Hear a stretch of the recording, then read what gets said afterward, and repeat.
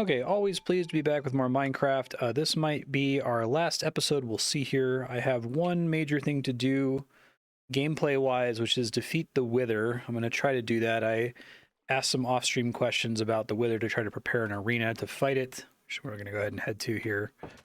After that, I'm going to explore everybody else's creations on the server. I know there's a lot of cool farms and machines and things like that. So if anyone's interested in showing me stuff they've built, just let me know in the chat. You can head to your coordinates later on. Hey, Sir, how you doing?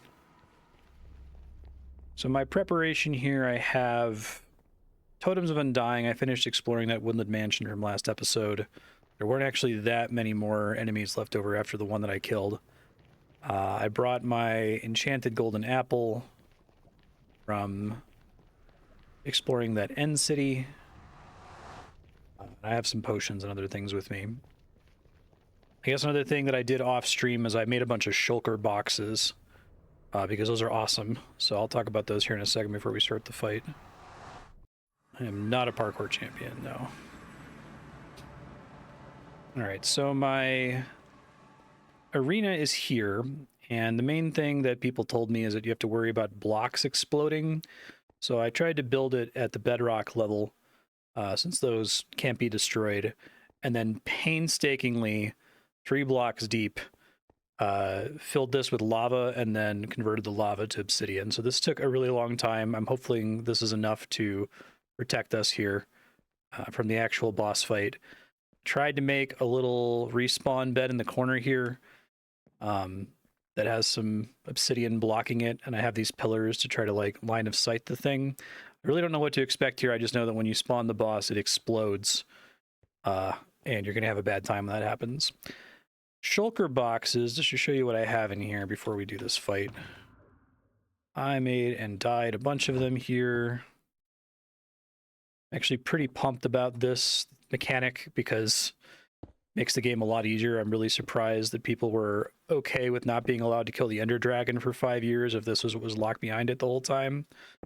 Because this is really convenient to carry around in an ender chest where it's basically safe from ever being destroyed. Because if I die, you know, the ender chest doesn't despawn as long as I don't take this stuff out of it. So basically I just have many copies of every potion I could conceivably need, a box for torches, some backup equipment in case I die, some important adventuring tools like ladders and scaffolds, as many slow falling potions as I'll ever need, a bunch of blocks, and then a bunch of boxes just for storing loot when I'm exploring. So it's been really gratifying to build all of that, incredibly worth it. I'm really happy that this exists, and it's kind of cool that it requires you to kind of almost get to the end of the game to be able to see it and interact with it. Put these in random order, it doesn't matter. All right, so I think it's time to fight this thing. Hey, SirBlibblob, thanks for coming to help. We will go ahead and do this multiplayer like we did with the Ender Dragon. So my understanding is when I go to spawn the thing, I have to immediately run away from it because it's going to explode, and that I have to place my wither skulls on top of a T-shape of soul sand, right? Which is what I've got here. So I think this will work. I think you just have to put 3 skulls on here and run away, and then start the fight and pray that it doesn't go badly. So let me quickly get my hunger saturation. Yeah, I just saw that my hunger bar was shaking. I'm probably over-prepared for this, but I'm like super freaked out. Let me drink these potions too in case it like breaks my torches or something.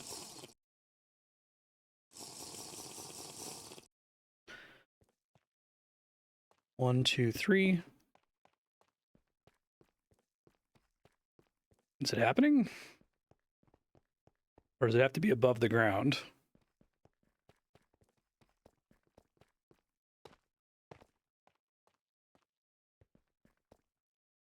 Oh, I see. I can try doing it above the ground if that's the problem. Okay. Oh, yeah, it scared the crap out of me.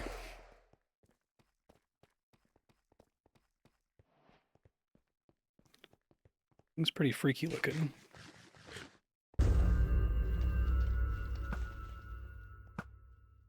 Uh-oh, I might not be able to get out of that room, can it?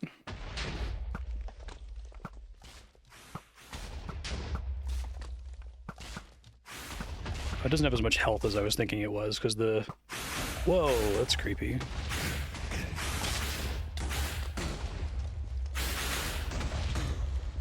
Ender Dragon had a ton of health. Oh, it has like some kind of resistance to damage now? Okay.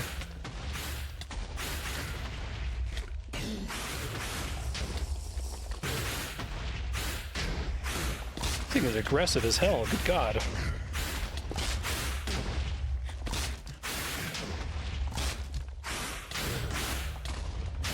I can't even tell how much health I have because of the wither status effect.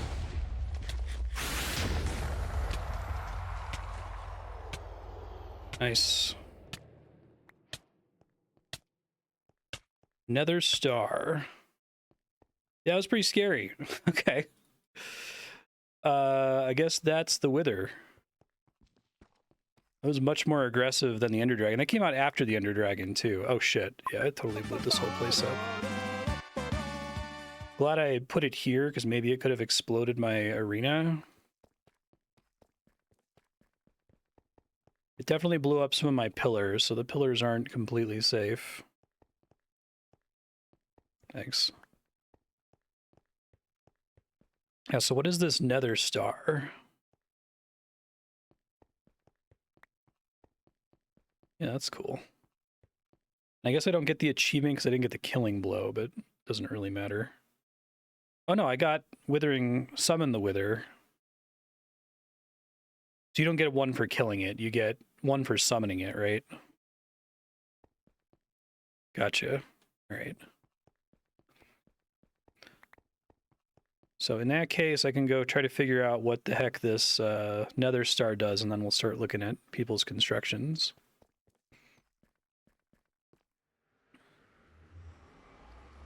Is there any way to tell how much health you actually have when you get that wither effect? I was really trying to like pay attention to it and I couldn't tell.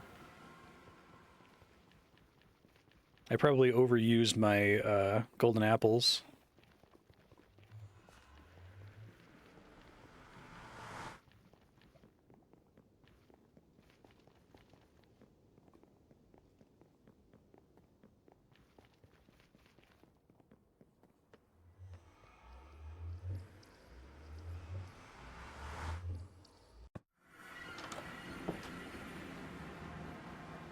I guess I have access to a crafting table anywhere. But something involving the star? Beacon. Glass, obsidian. Okay, I think I can probably get some glass really quick if I don't already have some.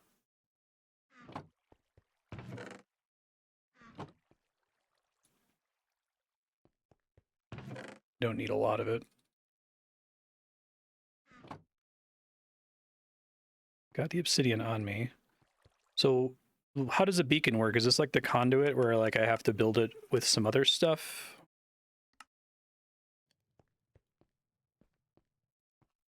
The hearts are subtly different.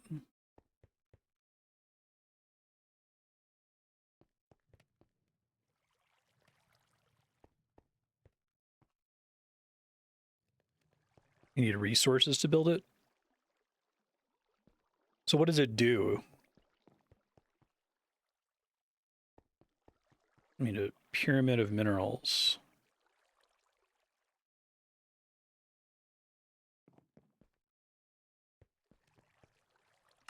One more, I think.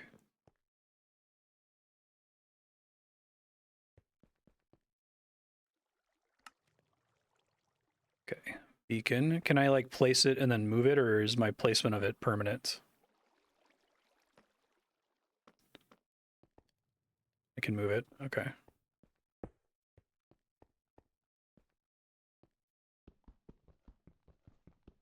Needs to see the sky. So pyramid of what kind of minerals? I guess it's an appropriate thing to put at the top of this guy.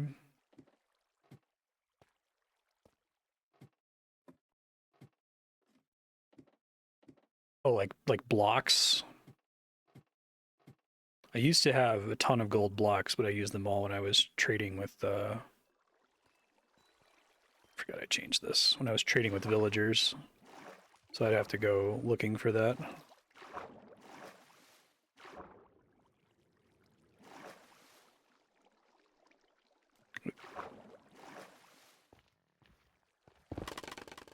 Whoops. Whoops. Well, whatever. It's fine. This thing sucks anyway. I guess I could just place it at the top later, and I just need to have like a pyramid shape of mineral block, essentially.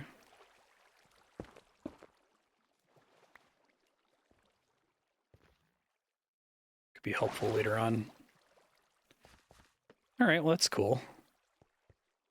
So it like lets you find your base and gives you an AoE buff, I guess, if you do it. You right click it. Oh. Haste, speed, resistance, strength, regen. So you probably want haste, right? That makes you mine faster, I assume. How far does it extend? Oh, so is this like if the pyramid is this tall, I only get one of these two. If it's this tall, I get one of these two and one of these two. And if it's this tall, I can get one of these two, strength, and this guy. Okay, that's cool. Yeah, I can check that out rather than build it. All right, so things to check out. Checking out people's constructions. Part of that's going to involve me walking along this really long nether line, but there's a couple things to scope out along the way. I think SirBlibblob built an Enderman farm in the end, so I might want to check that out. I've been trying to avoid interacting with other people's machines and farms because I like to earn stuff for myself, but now that we're kind of at the end of the playthrough, I don't mind so much just seeing what it's all like.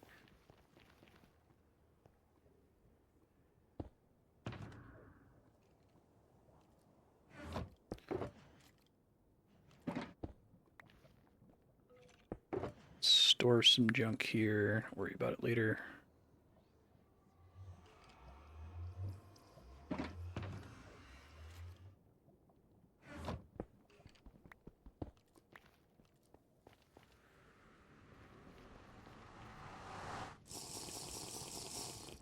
Yeah, well, something I'd like to do, if I keep playing Minecraft off stream in the future, I'd like to make a nether portal along this metro line that stops at every possible stronghold in the ring.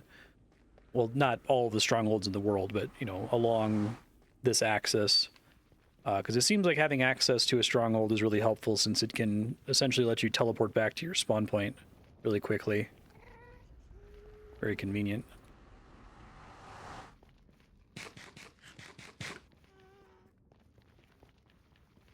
So is there any reason to fight the Wither multiple times? I guess if you want multiple beacons for different areas, I guess you can pick up and move the beacon around, but maybe you want to have one in your base all the time, and then it's nice to have some if you're like building a project somewhere in the distance.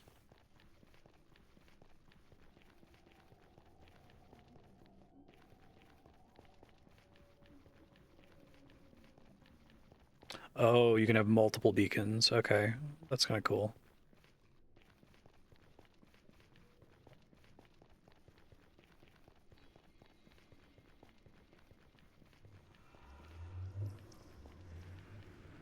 I might have to watch the VOD and see how much the Wither actually damaged me there. I couldn't tell because of the Wither effect whether it was hitting me for like multiple hearts.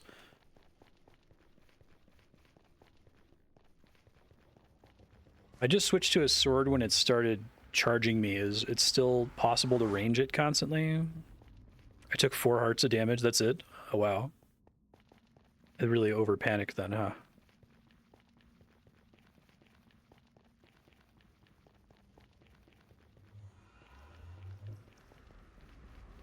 At half health, it's melee only.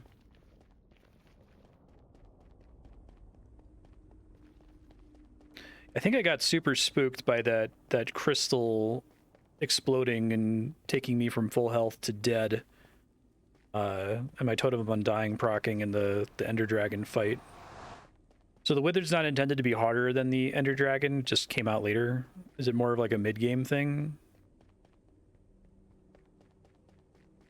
to fight the Ender Dragon again at some point to get a Dragon's Breath, it sounds like.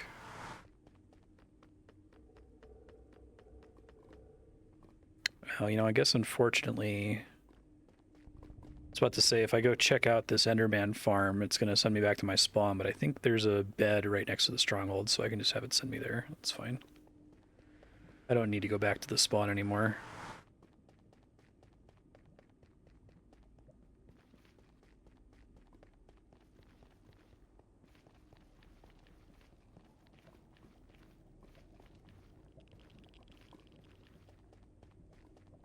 No, that's fine. I just wanted to see what it was.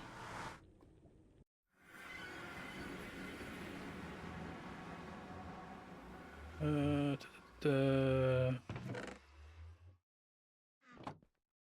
it's fine. Okay, so I think you said you oh shit, you put it behind where we load in here? Okay, so is this like an elevator of some kind? Oh, that's cool. What causes the water to pull you down like that? And this one goes up, I take it? Really?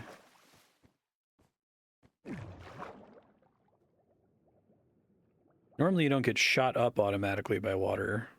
Soul sand goes up. That's kind of cool.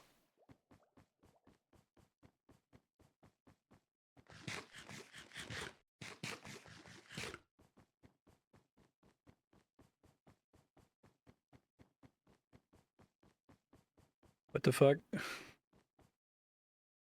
Okay, why are there so many of them? And why are they all walking there? Like, what? Is there like a device that gets their attention or something? That's really funny. This is more what I was expecting the one at my house was going to be like. Oh my god. Holy shit. Okay, well, that permanently solves XP problems forever on the server, I guess. So if anyone's watching this on the server and you're one of the folks that was talking about happily using stone pickaxes all the time so as not to waste resources, just go to my town, get a mending book, put it on your diamond or netherite pickaxe. Come here, press attack one time with your pickaxe equipped, and all of your tools will be repaired instantly forever. Tool durability is fake. That's ridiculous. Oh my god. Okay, that's crazy. I did not know you could make machines like that. I knew that they were pretty nutty, but that's much nuttier than I was anticipating. I'm glad I didn't look into seriously making machines in this playthrough, because I think it would have undercut a lot of other stuff. I'm also really glad that we delayed fighting the Ender Dragon for so long, because I feel like as a new player on a new server, I would want to fight it as soon as possible because shulker boxes are so good. But I liked having to play through the game where my inventory was a concern, instead of just having access to essentially infinite space. Or I guess it's 27 times 27 spaces, which is more than enough. That's cool. Okay. So now we're going to stop at SirBlibb's base, since it's on the way to the main spawn. I think the focus with SirBlib is just seeing machines and farms primarily, which I vaguely know exist, but haven't been exposed to much of.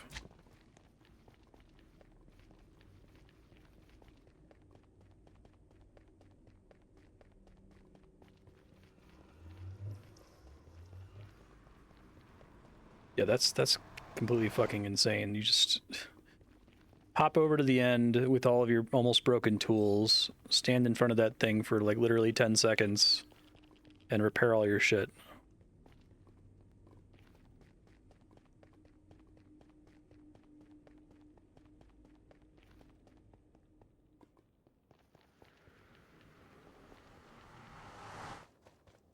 Yeah, I'm definitely the progression person, so my interest in the game like plummets the more things have been solved.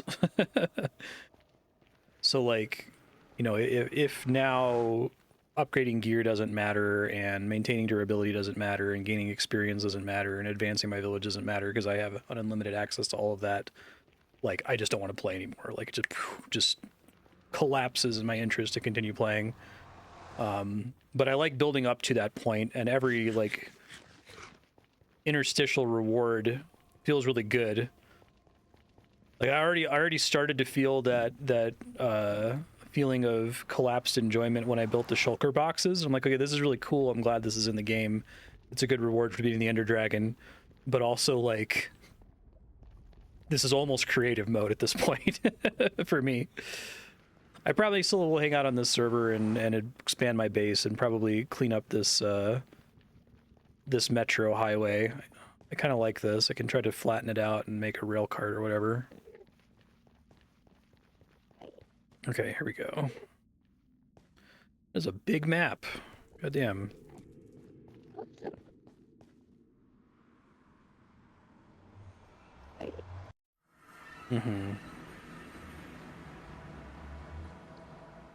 Ice boats are the fastest. Where does this go?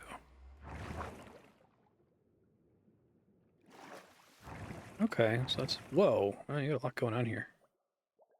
Okay, so you're gonna have to talk me through everything I'm gonna see here, because I have no idea what I'm looking at, so...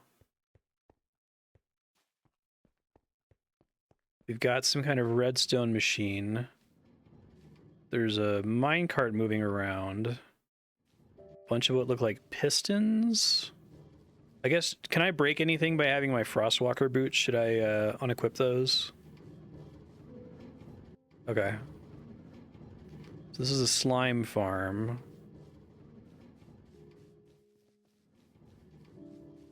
Is there like a switch to activate it or something?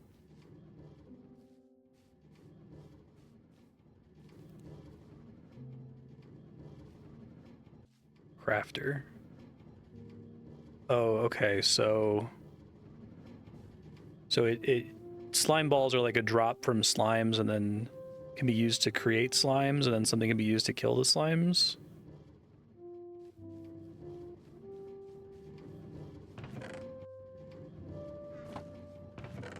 Slime blocks.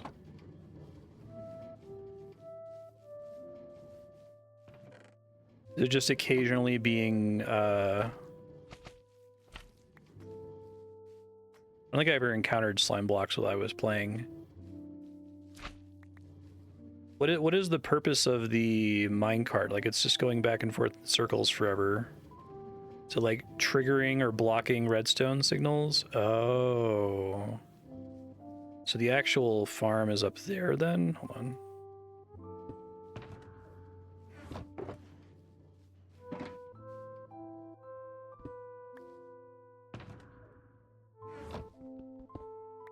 Excuse my pillaring. I'll try to clean it up. Crafter takes a blueprint and crafts that item when it receives the ingredients. Oh, I see. So the slimes die because they touch the magma blocks? Iron golem that aggroes them. That's the guy in the center with the fence around him? Okay. So what slimes spawn because it's dark in there? Are you able to, like, does this kind of glass prevent light from getting in there or something? What's the purpose of the mushrooms? It's cool, I didn't know that you could have a glass that blocks light. I guess they've considered all of their mechanics in the game and have tried to make stuff for machine builders that... So, like, blocking light, taking a signal and remembering that it was powered even if power is removed. They've tried to make it even more Turing complete than it already was. Okay. That's cool.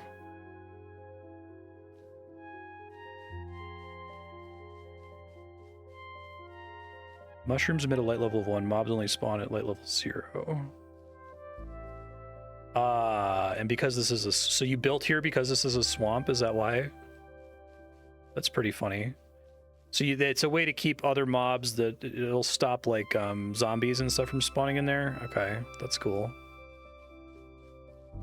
And this is like a, was this like a dye factory? Yeah, I like the way you visually conveyed what everything is supposed to do. Holy shit.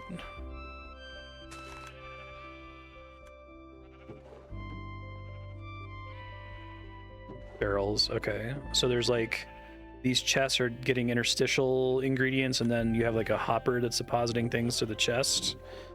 And does this automatically get throttled when the barrel fills? Does it just stop farming them? If you take some out, you'll always have access. I might raid this at some point. I've wanted to do some pixel art like I did back in alpha. And you need colored wool, and this is a much easier way to get it, I guess, than manually doing sheep. That's pretty neat. So what's actually like physically happening? How are the sheep breeding automatically, or do you have like a way to get them to breed?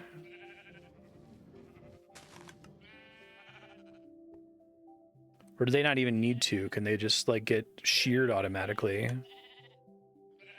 Observer looks at the grass. This is an observer. I guess I'm seeing it trigger occasionally.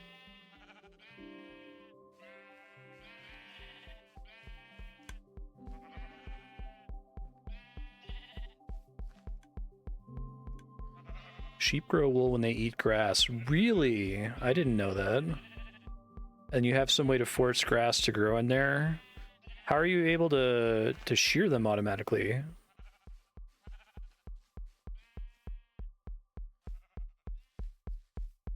There's Spencer.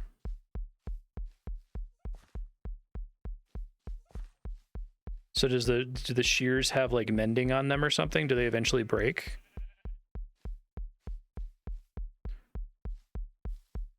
See, so you have to have supply of shears. What the fuck?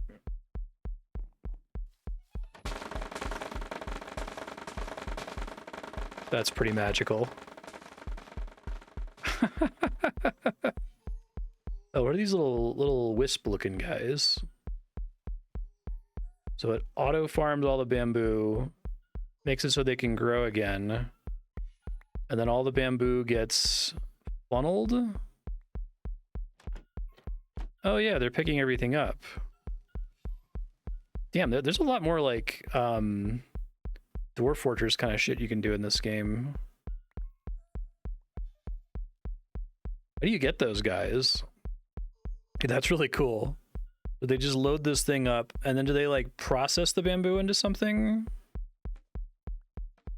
Notice bamboo is pretty powerful, even just mining it myself manually. And I guess one of the benefits of having this like printer thing is that you don't need to spend any sword durability on doing this. It's free wood, yeah. That's pretty cool. So I guess let me know. I'm very interested in knowing whether your machine is like truly infinite or if it requires some kind of input. This requires shears forever, right? I guess you can make another machine that makes shears, potentially. It's really cool. Okay, so you've got cats and dogs. Oh, is this is the beacon buff in the top right corner there?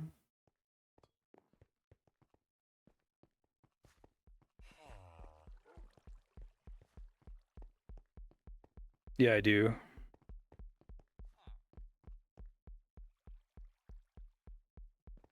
Oh, that's really funny. Okay, I can see how that's pretty freaking helpful.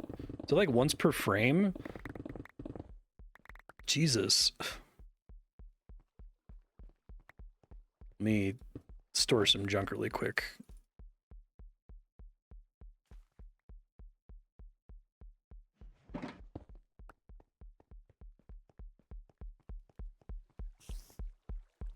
Mob farm. Okay, so this is a dungeon.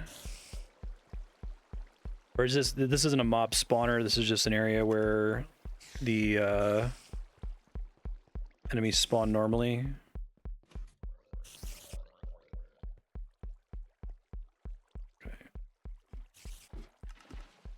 Water pours to drop the mobs off the platform. There's just an area where you mine. Oh, hey, actual emeralds.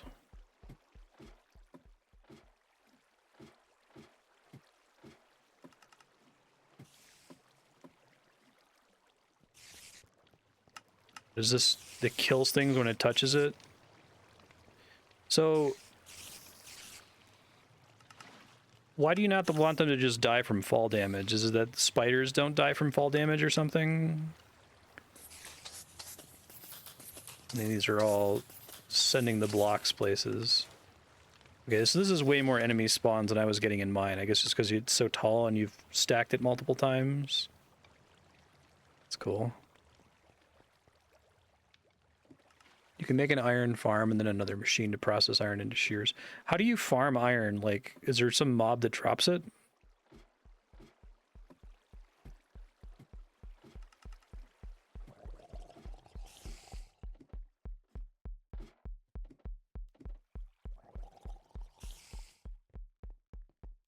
What's that kind of pulsing sound? Is that an actual machine doing work, or?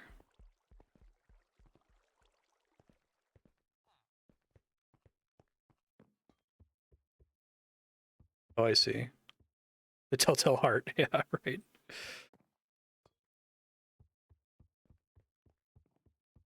Oh, I see. Oh, this is wild.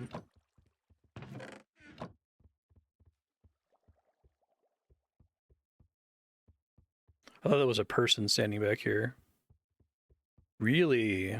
So you're able to, like, redirect things here? I didn't even think about trying to hide chests in this way so that you can still open them, but they take up less space in front of you. That's cool.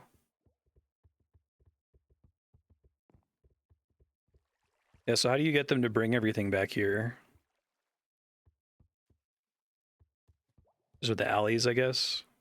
Oh, with water, I see. That's cool. Go check out some of your other machines outside.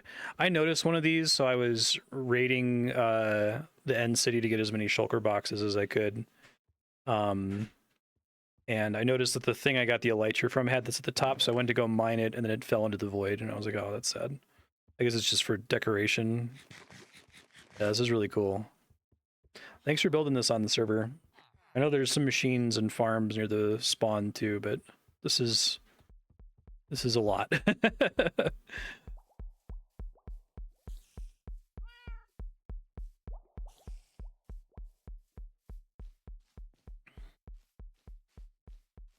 So we got out here.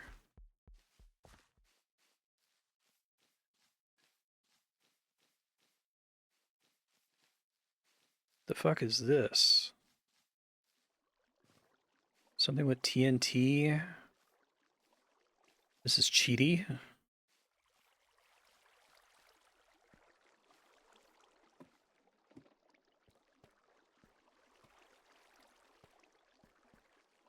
just looks like nonsense.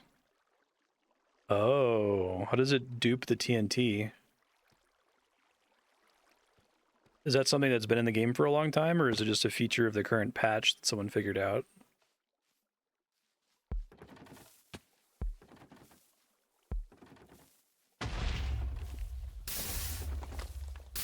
TNT dupes are old. Oh shit. It exploded. They haven't patched it from the game because people use it, presumably. So what's causing, I guess the cobble is being produced by lava and water touching each other and then getting instantly destroyed by the TNT. Yeah, that's pretty cool. It's really funny though. So what functionally is happening with the TNT dupe? Is it like you do something where you like just barely stop it from exploding and it produces 2 blocks or something? It's a cool machine. Let me grab a night vision potion so I can see even though it's dark.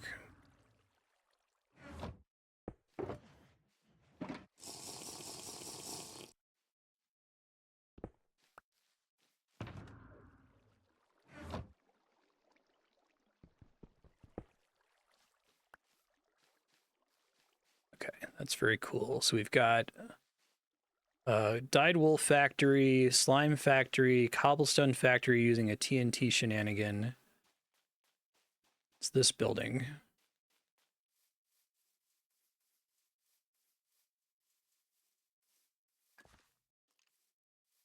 The hell? Oh, hi there, sir.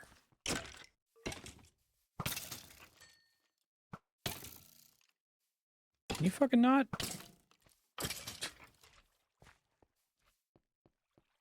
Okay, so this like, what the fuck? You can cook clay? What does cooking bamboo slabs produce? I guess whatever it's producing is getting deposited somewhere.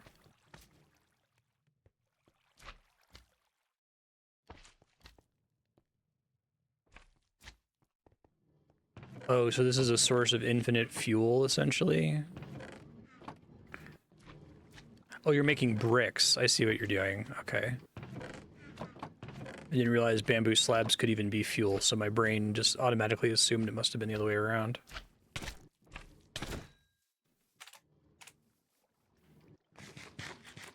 Anything made of wood is fuel. Alright, and bamboo is a good source because it's easily infinitely renewable. The fuck? So why is that bamboo growing again so quickly? Is there some kind of shenanigan that causes it to instant regrow? So it's like, it's cutting the bamboo, it's turning the bamboo into bamboo slabs. It's using the bamboo slabs to feed the furnaces. The dispenser's giving it bone meal, which makes it grow immediately. Do you have an infinite source of bone meal here in order to stock that? Yeah, this is pretty cool.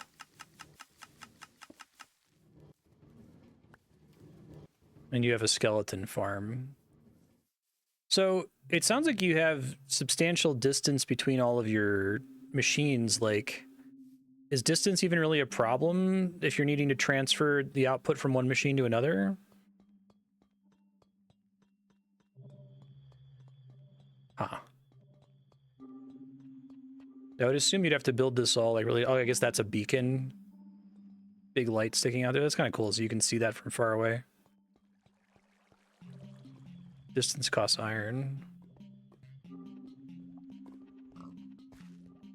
What the fuck is this?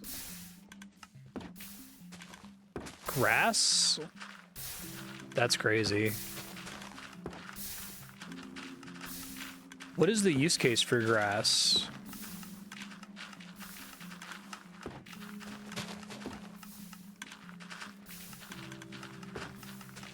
Turns moss into bone meal. Oh, okay, because composters make bone meal. It's not just from killing skeletons. Gotcha. That's cool. I like how I can look at these machines and kind of get the vibe of what's happening, but not know the exact mechanics. Yeah, what's that?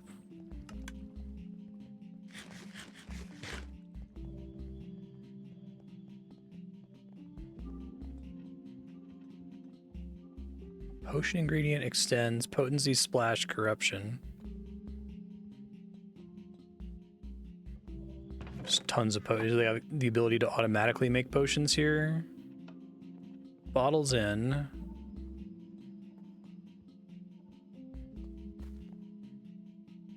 So you have like a bunch of these and they automatically get distributed. Is most of this, is the functioning like hidden behind this here somewhere?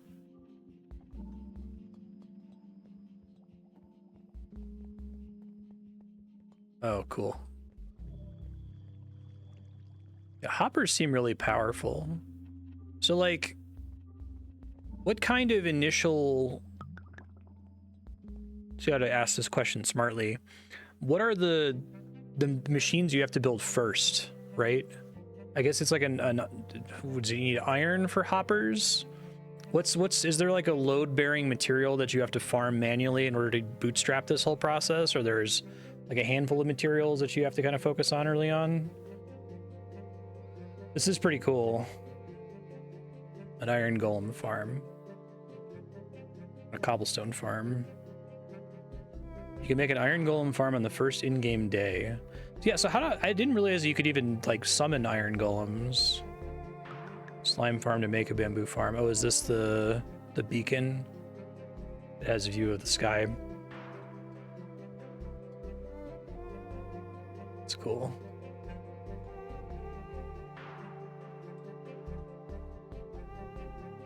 Yeah, if you want to tour guide me if we're here, I can follow you for now. I'll look around on my own when we get back to spawn later.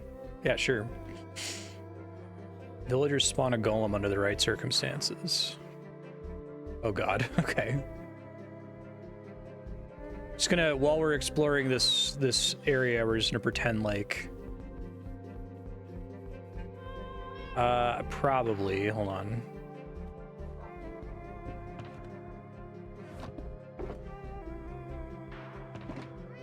I may have put them away.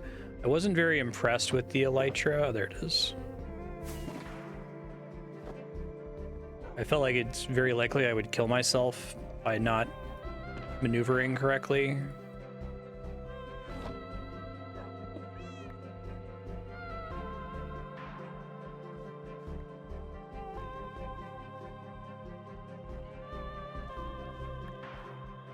Firework rockets.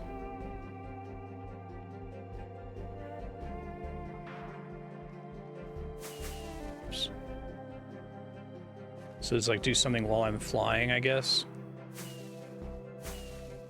Oh, so it lets you fly.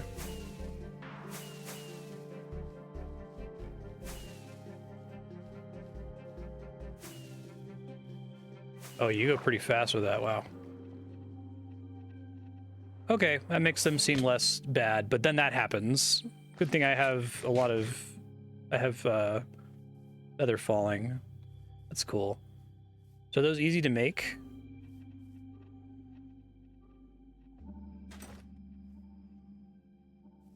I gotta get my shulker boxes back. I forget where I took off there. Hold on. He goes over this way.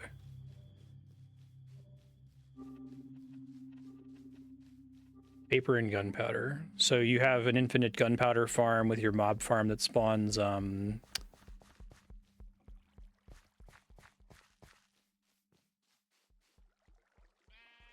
Did I put my shit back? Maybe I did.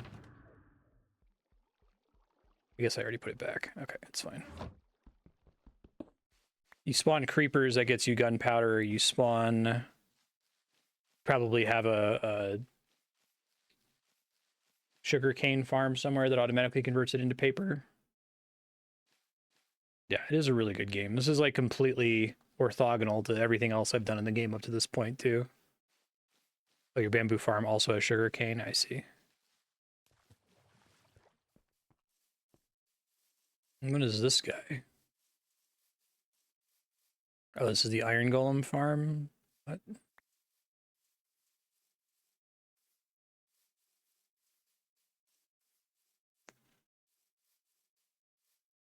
I see there's like lava. Okay.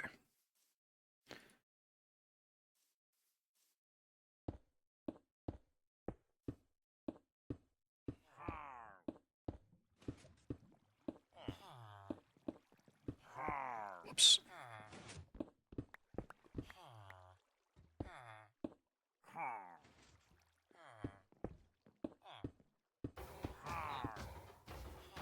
Damn it.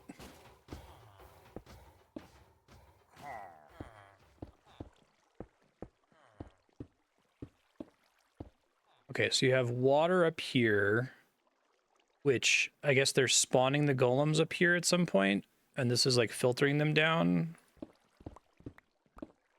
I can hear the villagers. Oh yeah, I see them down in there. So what causes them to spawn stuff?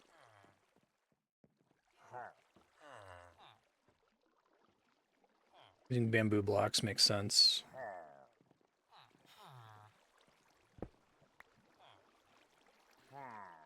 They see a monster.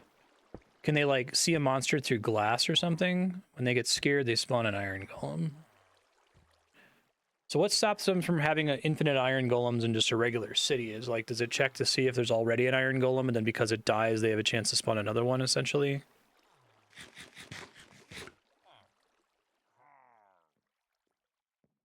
Okay. And you kill it by making it fall in lava, fall through lava in a way that doesn't also destroy your iron, I guess.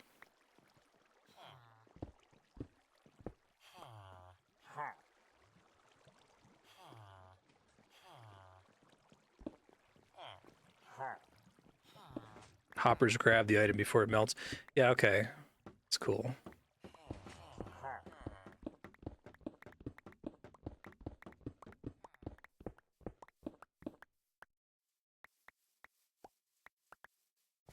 That poor villager. Or villagers. And then it all falls down there, which I guess gets redistributed to your base, so you have infinite iron down that way. Oh, it's an apiary. And if I hear that note block sound, that's something to help the little creatures. Wheat and wax.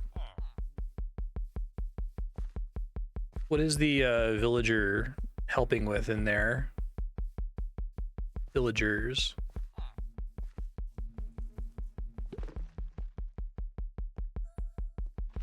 Oh, I didn't realize that they harvested stuff. That's cool. Do they like harvest and replant?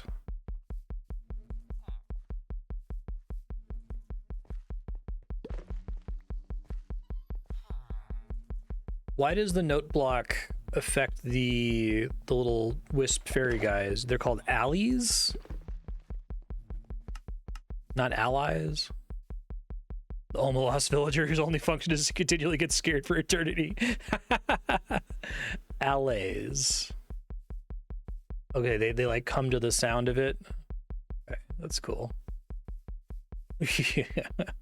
That one villager who's just terrified for all eternity to produce the source iron that's required for every other machine. That's crazy, Scarf. It's funny. I see.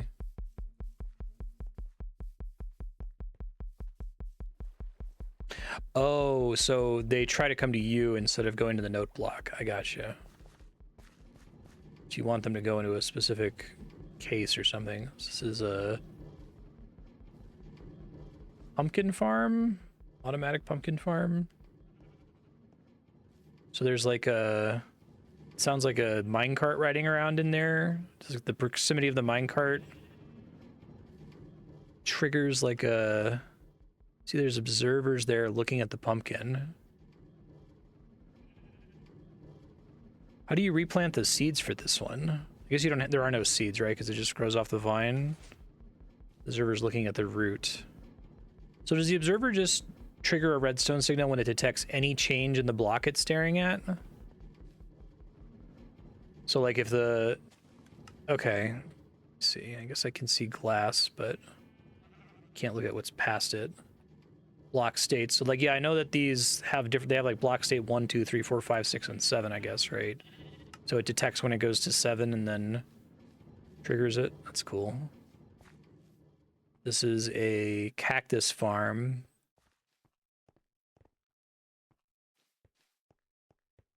I guess the cactus farm is also a green dye farm, but that's not necessary because you have unlimited.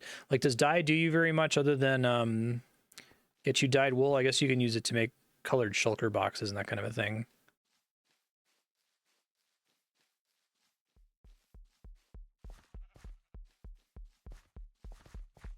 Can smelt it. I see. But I guess any XP farm you had is now unnecessary because of the crazy one you built in the end. Gotcha. Yeah, let me know if there's anything else you want to show me here before I start heading towards the spawn. These water elevators seem pretty convenient and very easy to build.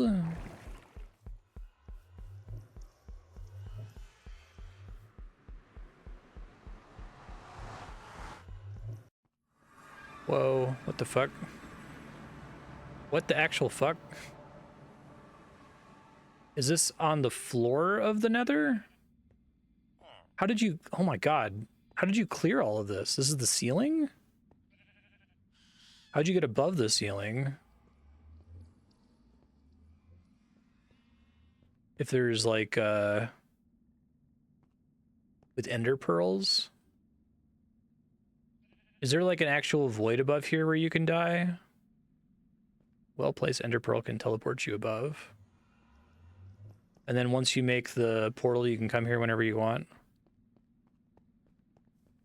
Holy shit. So is this place like just completely safe to just mobs never spawn here, basically? Okay.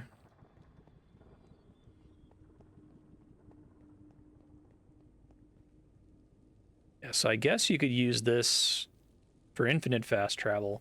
Glad I didn't know that this existed during the playthrough. A lot of this stuff is very like, even if I were willing to build a machine, would I feel comfortable with the like TNT duplication? But it sounds like they're deliberately not fixing bugs like this because the community likes them, I guess. Frog light. Oh, that's cool looking. This is a machine that produces frog light. Oh, pff. What is that one?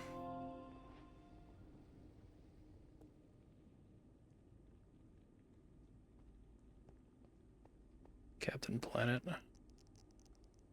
Have all frog lights in your inventory. So you have to get like a bucket. Then you have to find a tadpole. Okay, so frogs make frog lights.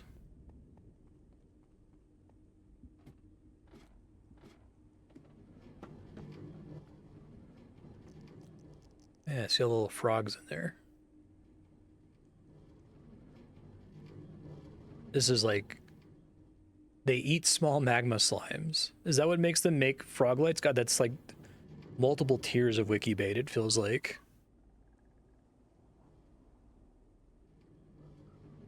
Yeah, I agree, K5 Josh. I don't know, I guess I'm very happy I played this game on stream with the restrictions I set for myself and mostly playing it off stream with only the items I'd uncovered up to that point because knowing that I could just go on the nether ceiling and avoid building like a tunnel through it, it would be in the back of my mind even if I chose not to do it, right? So having it be streamed like this is kind of an enforce some play integrity on me.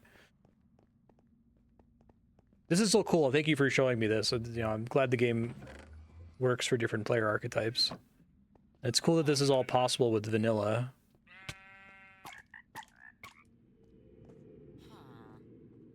Oh, I see.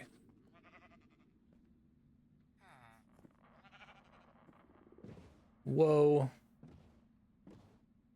So this is like a really fast way to get around, basically. That's crazy. Is that to stop you? So you know where to stop, basically?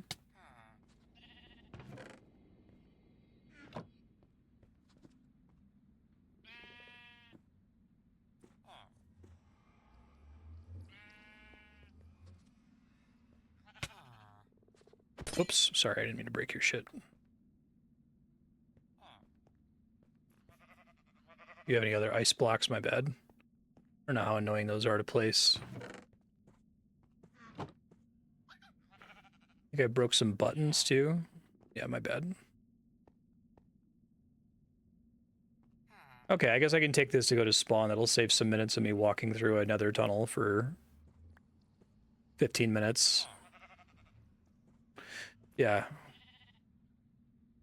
I think it's cool that it exists too. It's cool that it's possible in vanilla. That's wild. I just get in the boat and just travel in this direction.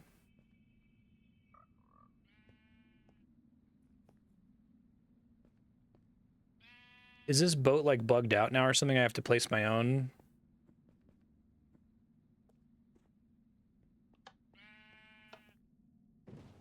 What's the purpose of the buttons?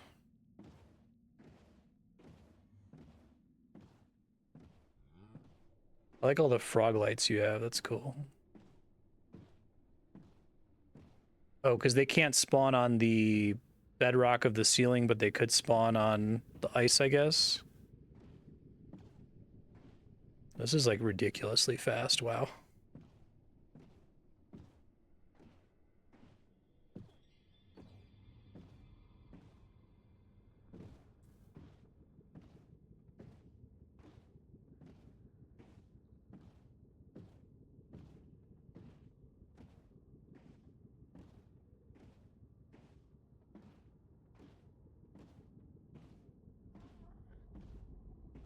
Yeah, thanks for building this and showing all this off.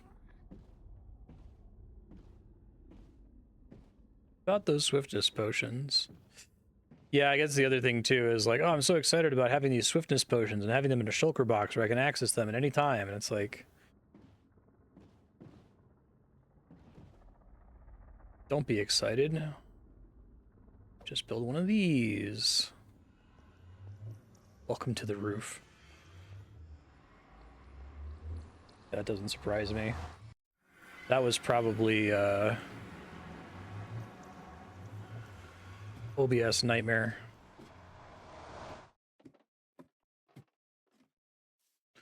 Portal to the Nether roof. Okay. Back here. Now I'm just going to explore around to see what other people have built. Thank you very much, Blib. It's very cool. See.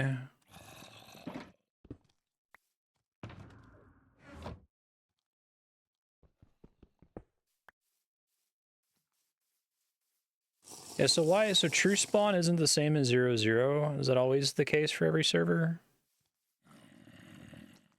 121, 474. Okay. No negatives in that?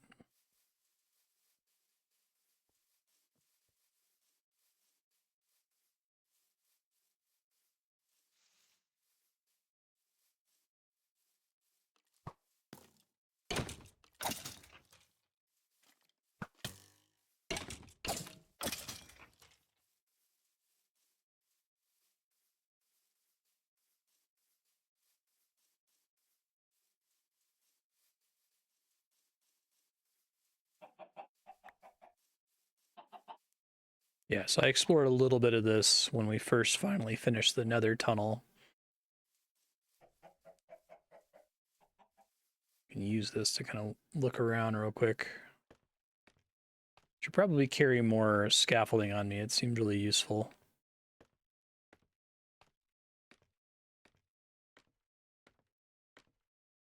So we checked out that pillar. Go check out Domino's setup here.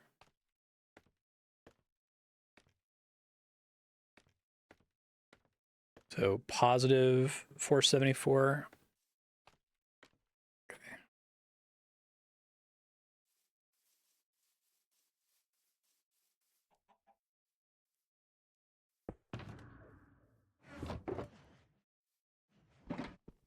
Let's put that back.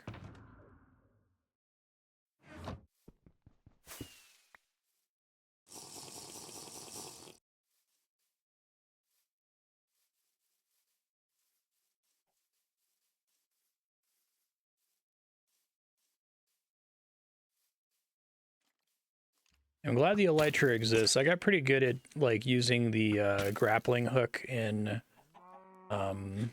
Terraria in order to move really quickly over land. That was like somewhat risky. I guess Terraria kind of conditions you on how to do exotic movement all the time. But if you play Minecraft the way I've been playing it for however many 100 hours since it won the vote, I'm conditioned to take no risks ever. I guess I could use a slow fall potion to mitigate risk, but you can still die from slamming your head on something with the elytra, can't you? 121. Okay, I'm going too far towards X. Towards positive Z is the main thing I want.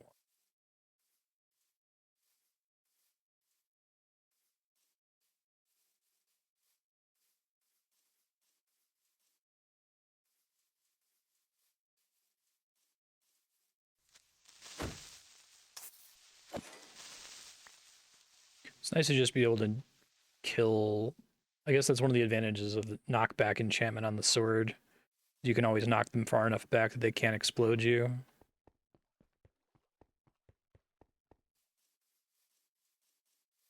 All right, Frostwalker paying off. My one regret, although apparently now with that Enderman farm, I could just easily make an alternate pair of boots that has Depth Strider instead.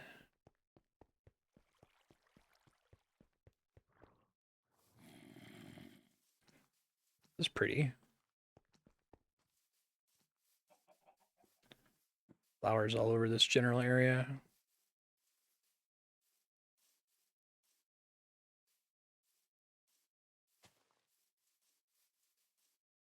I really wish I've said this before, but I wish they would add something that is the same functionality as F3, but like an actual diegetic in-game tool.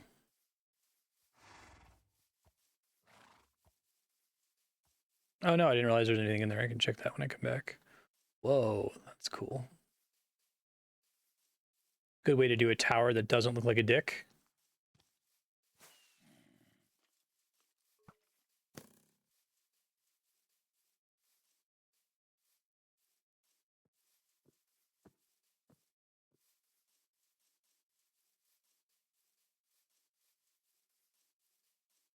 Okay, so there's an elevator, now that I know that that's what soul sand does.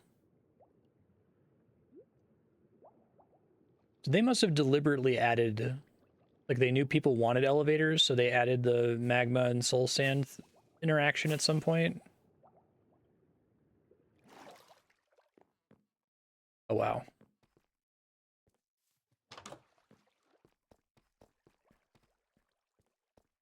It's pretty. This is like near the top of the world, I take it.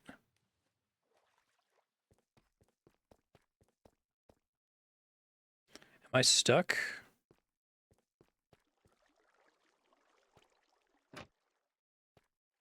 I have slow fall potions on me, so I could swap to those. Use the door to climb?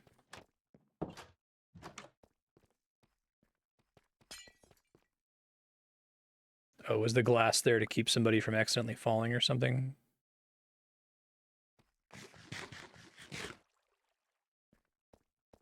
Let me get a slow fall potion really quick.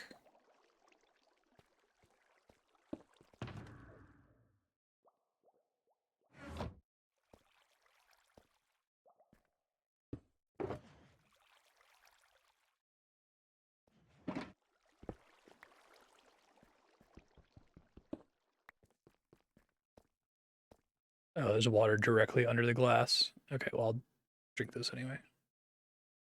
Cool way to see the whole world at once, I guess. Whee! That's awesome looking. That must have taken forever to build the helix around it. Somewhat dangerous. Is there any way to get a larger draw distance than the default in this game? Because it doesn't feel like it's very far. I guess the game would lag a lot if it was really high. That's the height limit. That's cool. Oh, it's a server setting.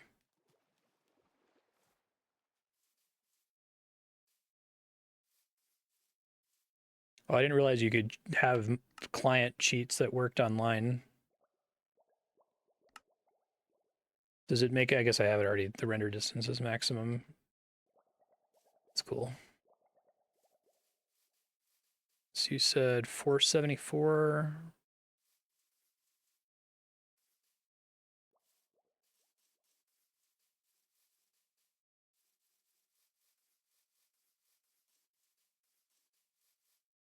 Oh, okay, so it kind of cheats in that it shows you places you visited before, but it doesn't know if it's changed at all, I guess.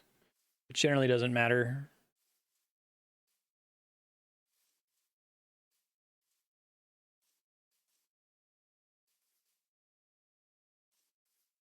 I overshot it here. Whoops, I'm going to go this way.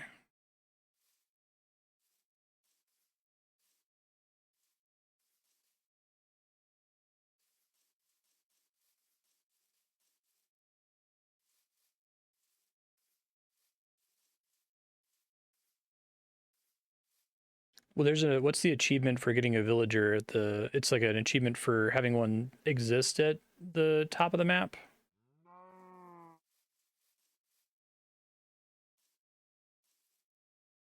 Whoa.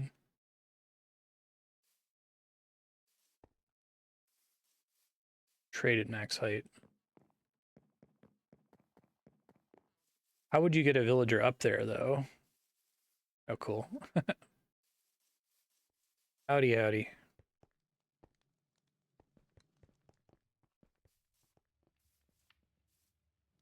Oh, okay, so you can, like, shove them in the elevator. Domino's Pie Shack. No pizza.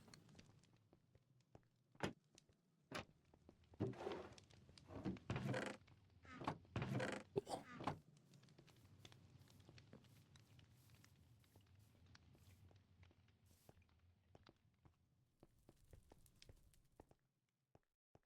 Yeah, no, it's no worries. It's kind of more what I would expect. Oh, that's cool.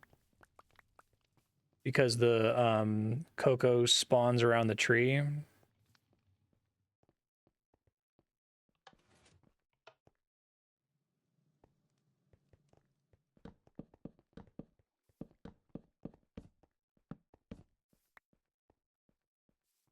I'll just auto harvest it for you essentially once it finishes growing.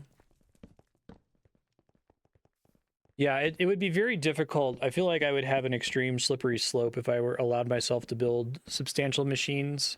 Like if I were to continue to play Minecraft for many hours after this, because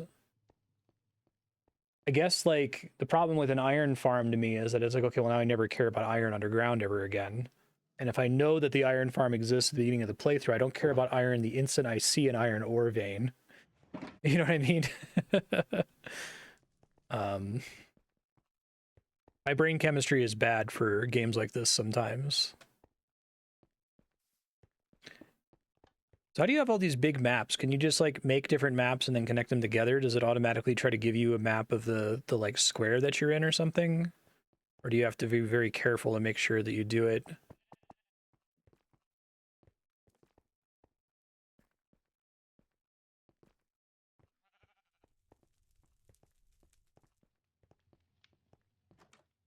Yeah. I do like the I never have to worry about X again loop in games. Like that happens in what's the game? RuneScape all the time. RuneScape is all about you struggle with something, you struggle for a long time, and then you never have to do it again.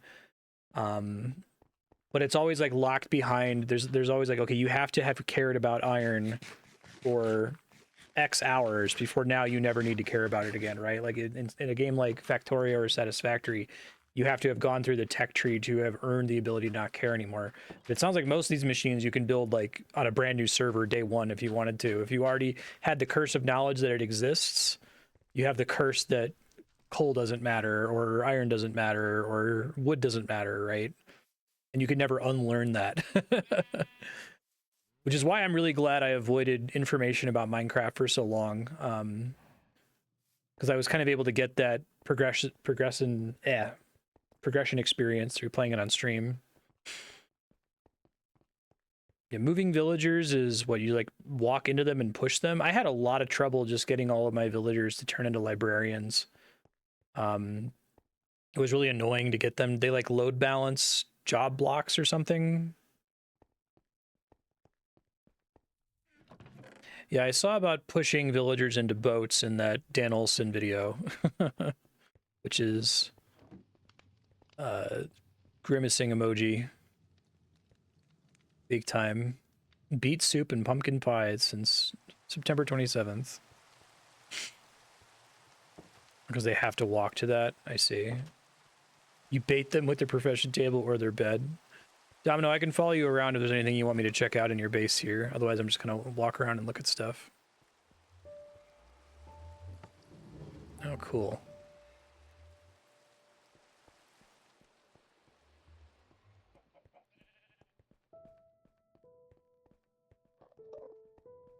I didn't realize minecarts could go down on a diagonal. That's nice.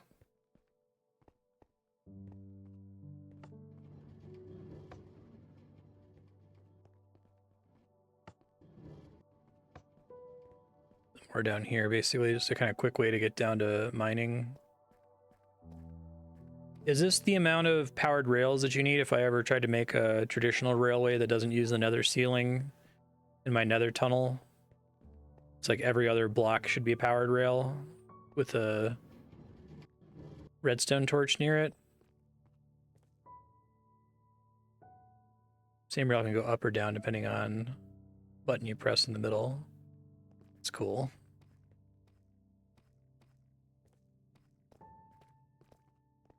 Bottom it goes up. Thank you. Whoa.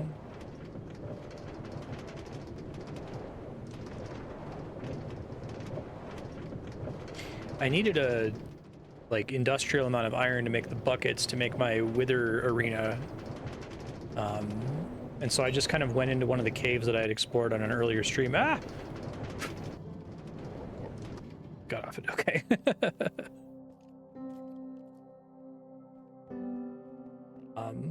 I just went into a cave with night vision on and just mined all the iron I could find. So the nether portal goes somewhere interesting. I like that you can effectively decorate nether portals. And this is all the old nether, right? This is the pre-nether update. Oh, it goes to spawn. Okay. By following the pumpkins.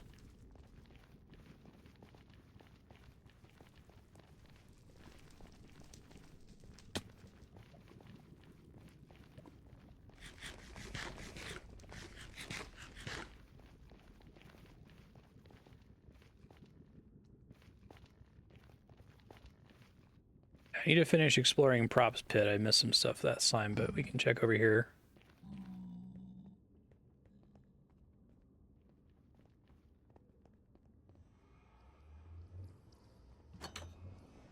See anything Hapax built? Oops. This is a rail hub. So they're just kind of expected that people carry their own minecarts everywhere and like break them when they get to their destination. Let me get some inventory space back here really quick.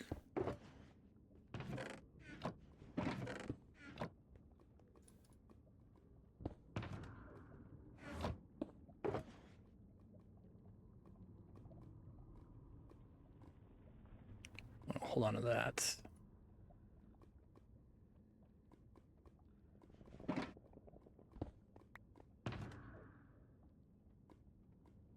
Okay, should be fine.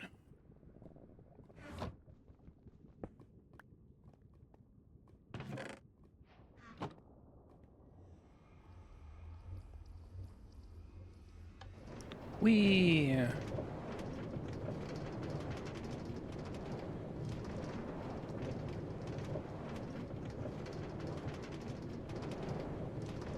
So that's just an opportunity to stop there is where that lever was, essentially.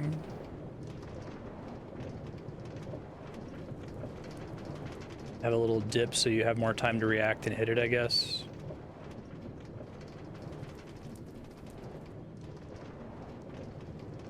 Is that the one I just passed? You can check it out just to see what people built. It's cool. Having come from the total wilderness 30,000 blocks away.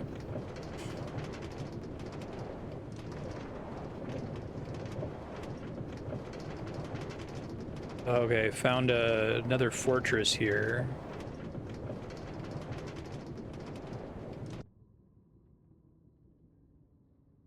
Oh shit, fuck. I'll fix it. Hold on. Hopefully that's fixed. Did I like turbo fuck it up here? Oh, I see. That powers it initially.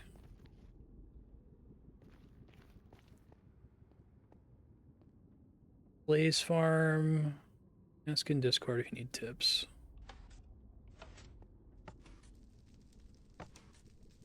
This blaze just occasionally spawns here, I guess. Whoa.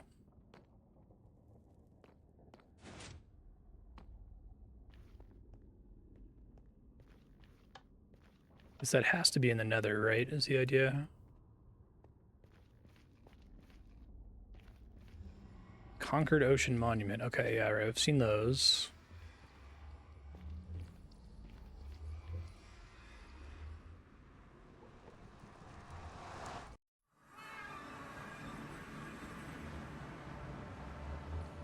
Building in generic, alchemy, pet kitty. I do like the Badlands a lot.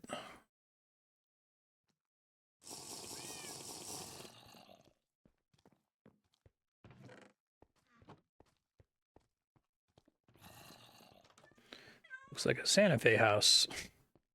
They'll kind of have the same exterior. I think in Santa Fe, if you build, you have to have that same look on the outside. It's cool.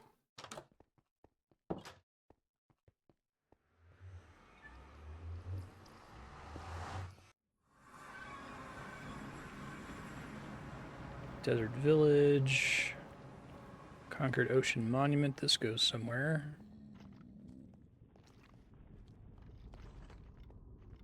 Oh, I see. So that's the actual blaze spawner that's being used. Wither Skull Farm.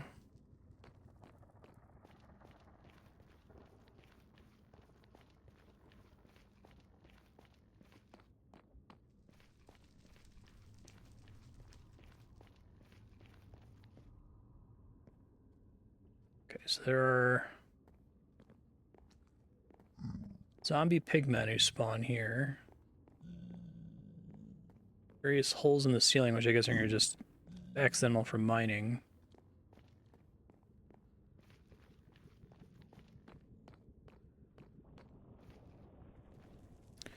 If the rest of this is just a fully converted nether fortress. Okay, that's cool.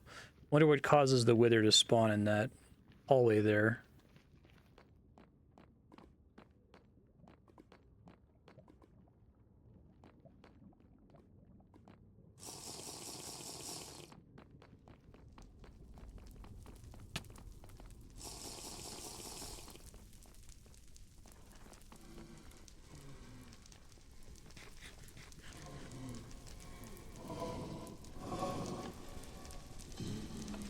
Like shoves them into position. Oh, that like suffocates them, I guess. That's neat. And then there's a little dispenser. So what was required for them to start spawning in the first place? Was there like some kind of machine that was deactivated, preventing them from spawning at the beginning?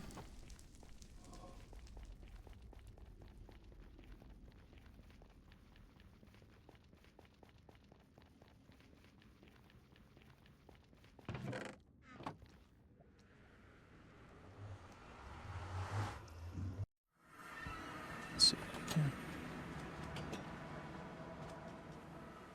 Whoa. Holy crap. It's kind of cool looking. Oh, fuck. Maybe if there's a bed here. Yeah. I think this is like the one thing in the game that I think is not good for the game, and I'm kind of disappointed that it's been added. Village here with a bunch of horses with horse armor.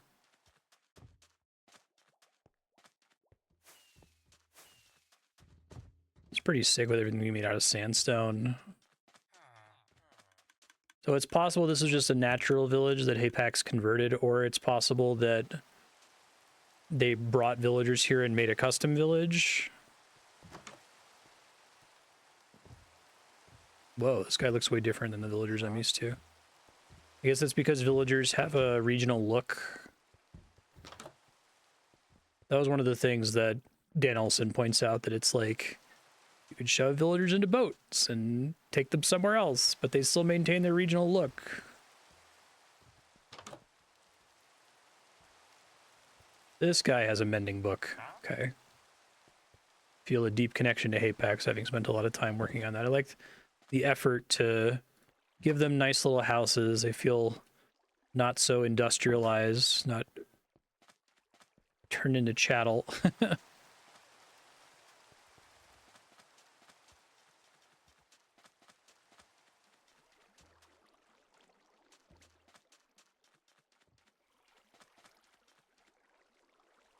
So allowing the player to skip a night, is that a thing that's able to be done in vanilla, or does that require a mod or something?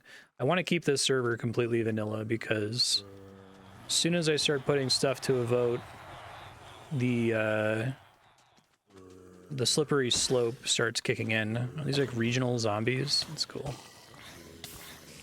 Be a debuff.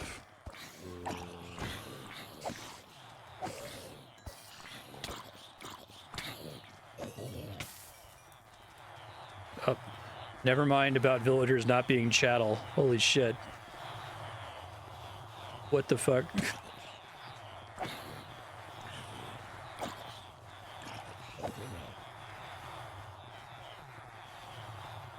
Like, oh yeah, they all have nice little houses, places to live, places to hang out.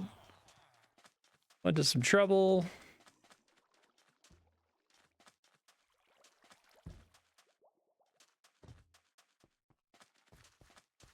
Mending though.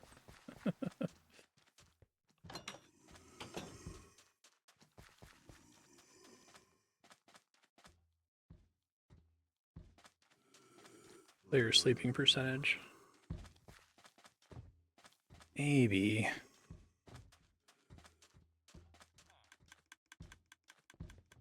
Yeah, y'all have to come up with some exotic logic for me. We'll put it that way. If you can come up with an exotic logic for why setting the server rules so that one player can trigger sleeping should not trigger a slippery slope to other admin commands of any kind. If you convince me, then I can go ahead and do it, but I guess the argument, let me try to formulate it myself, is if multiple people are playing at the same time and someone wants to skip the night for any reason, everyone else can simply just disconnect in order to enable that, and that's kind of cheesy in the first place, so we may as well undercut that cheese by just letting one player do it whenever. Is there anyone who needs it to be nighttime at any given time? So I guess, like, you can still stop the,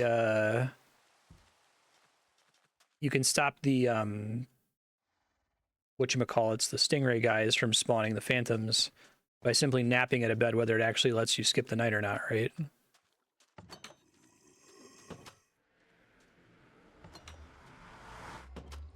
It's less irritating. If it's, God.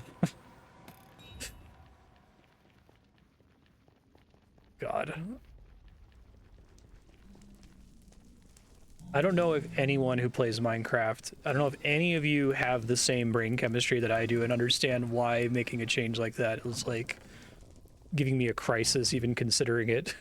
Maybe I'm the one crazy person on the earth.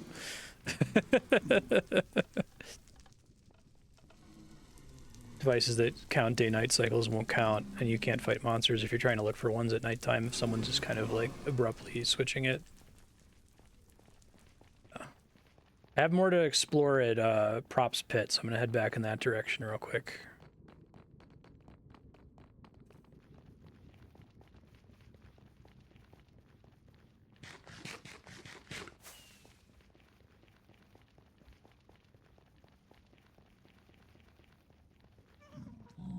Cheesable anyway, and this cheese creates less of a burden on other players. Ah! You know how to tug at the heartstrings.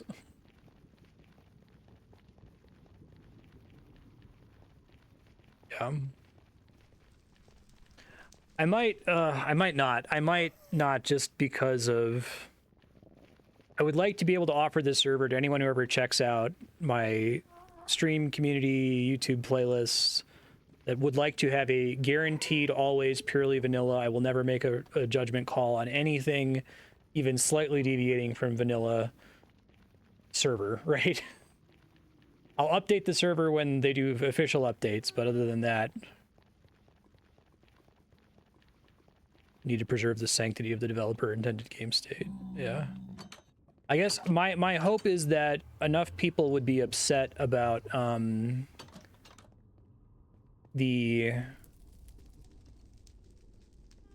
enough people would be upset about phantoms being annoying that they would change the way phantoms work by default. But they've already been out for a while and haven't gotten any changes, right? Despite being broadly unpopular. I don't know.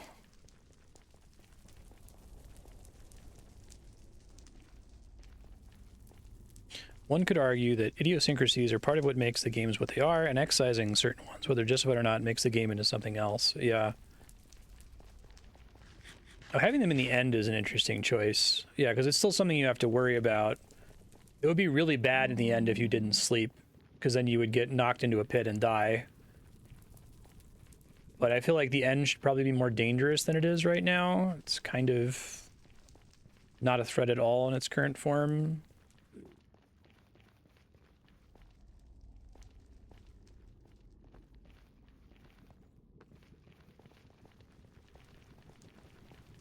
No, I assume you're not supposed to fight the warden, right? It's supposed to be a spooky, scary stealth thing.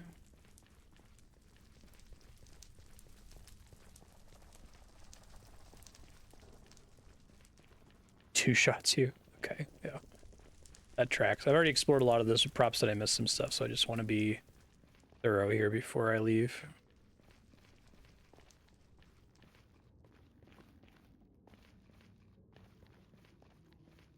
Oh, I see. They added the setting in response to people disliking it.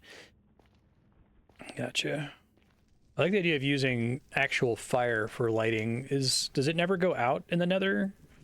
Because I haven't noticed much fire in general.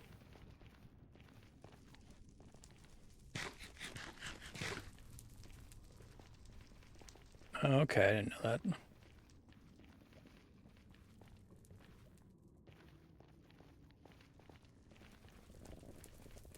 Prop, I greatly respect you for building all of this with stone pickaxes, but come get mending. You can get it basically for free from my village. Put it on this guy, and then just go to that Enderman farm every couple hours. I think that the Unbreaking 3 netherite pickaxe probably lasts hours of constant mining before you have to repair it anyway, and then you can go stand at the Enderman farm and repair it immediately.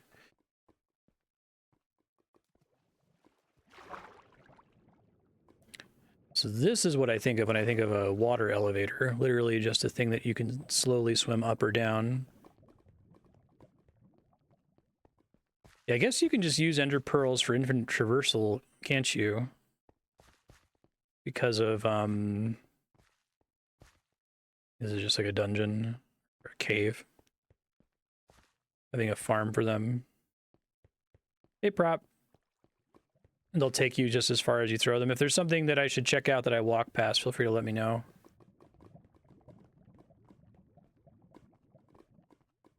Yeah, this is cool.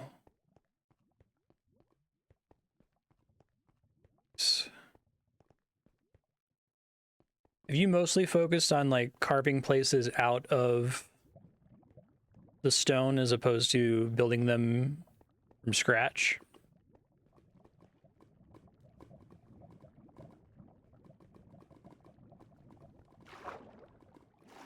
I haven't seen anything that I didn't see last time, so.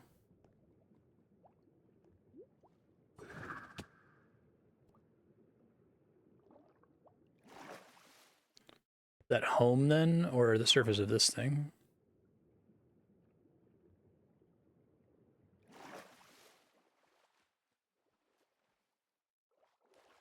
That's cool. I like having all the glass there so you can see it in the ceiling.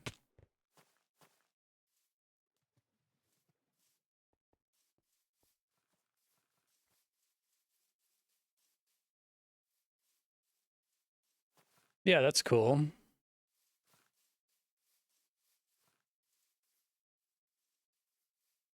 I never made a mace.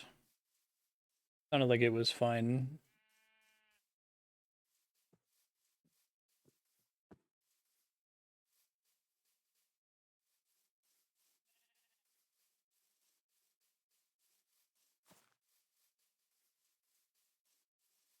So there's like a river to follow. So you built, was this like a natural lake that you found, or a lake that you shaped to be more round, and then you have a river that leads somewhere? Which direction should I follow the river? Accidentally, if I have frost walking, I'm gonna screw that up. It's cool. I like that. That's really neat. Yeah, I definitely prefer to build stuff out of digging out of the walls rather than building on the surface.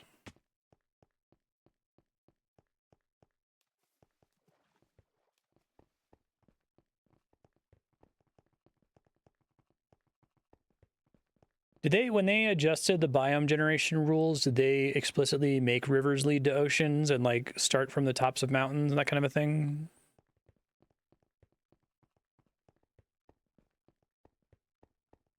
I don't remember there being explicit rivers in the past. Let me reactivate this guy.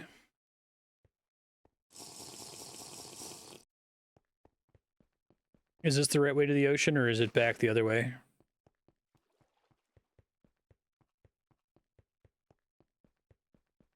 They tend to, but it's not a rule. I see.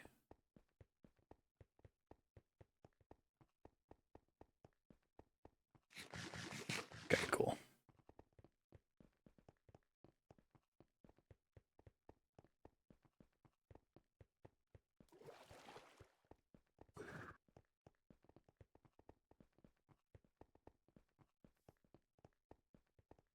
Big tree.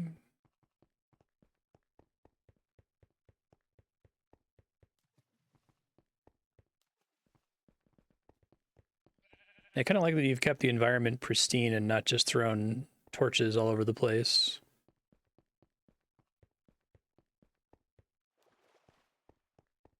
It's hard to do.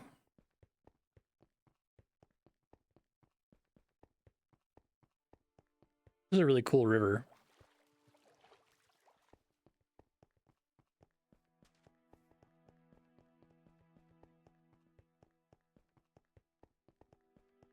Presumably this is almost entirely, if not entirely, a natural river. Corners of chunks have wetness, weirdness, and continentalness properties that influence biomes. Oh, that's cool, to try to make it so that there's not like really abrupt biome shifts. Alpha, I remember you would just like desert and tundra would just border each other, and it would be really sudden and it looked bad. Didn't look great.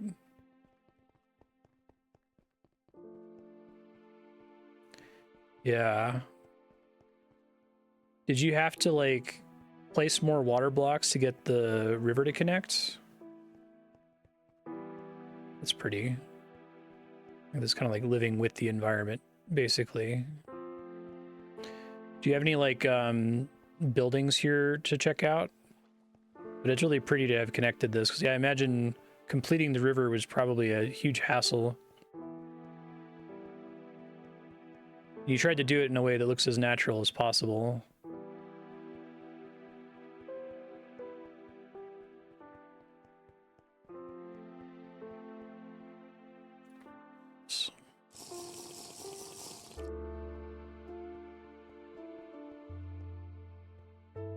Big tree. If you want to lead me to it, Blib, I can follow you, yeah.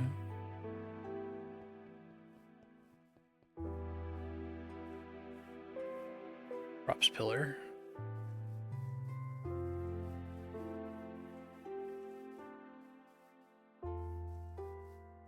Yeah, I have a swiftness potion on me.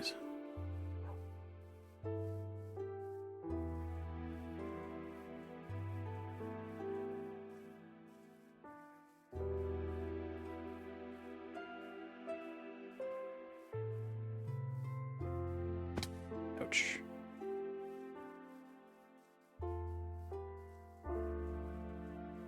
See you, Domino. Good luck with your D&D prep. Cool, like, lava tower. I think we will probably wrap after this stream. It's been really fun playing, though.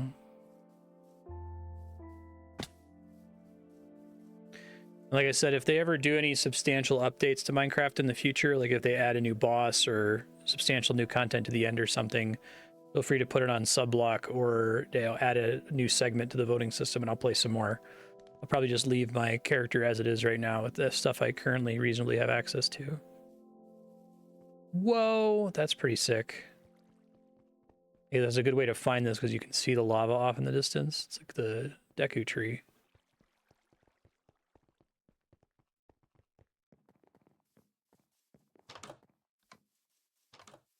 It's pretty awesome. This is a completely artificial building. That's really neat. Whoops. It's a lot of maps. Huh. Just maps of different places that Hapax has been to, maybe?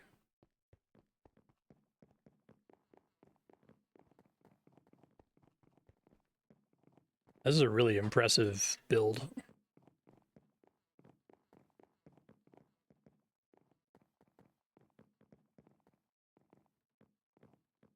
Minecraft's a cool game.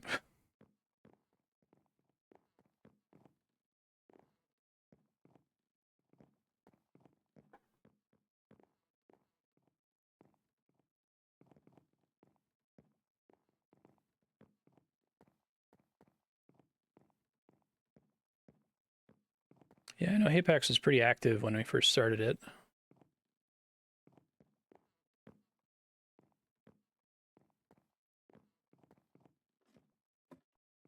Okay.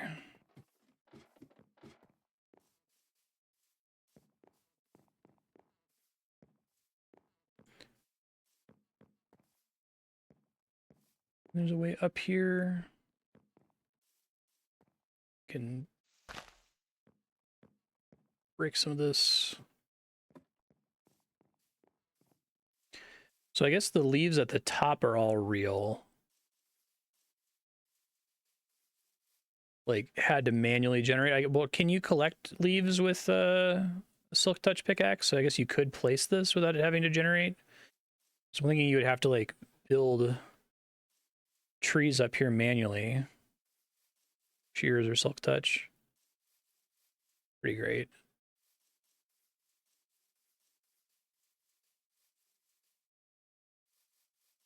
There's more stuff to check out down that way. So let's see what else is out here.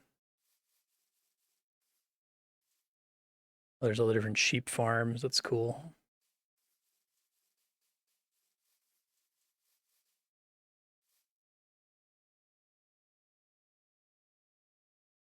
Yeah, that makes sense. It looks really great from a distance. I don't know how I didn't see this last time. I guess I just didn't get close enough to it.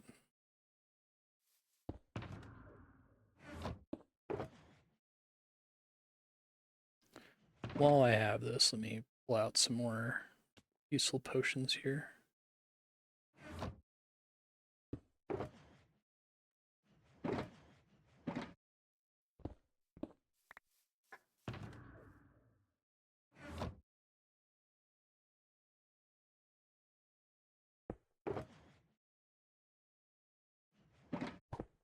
Whoa, what the fuck?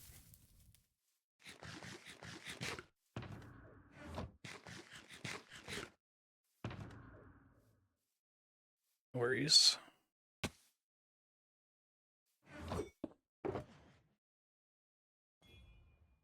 Yeah, now would be the funny time to grief me.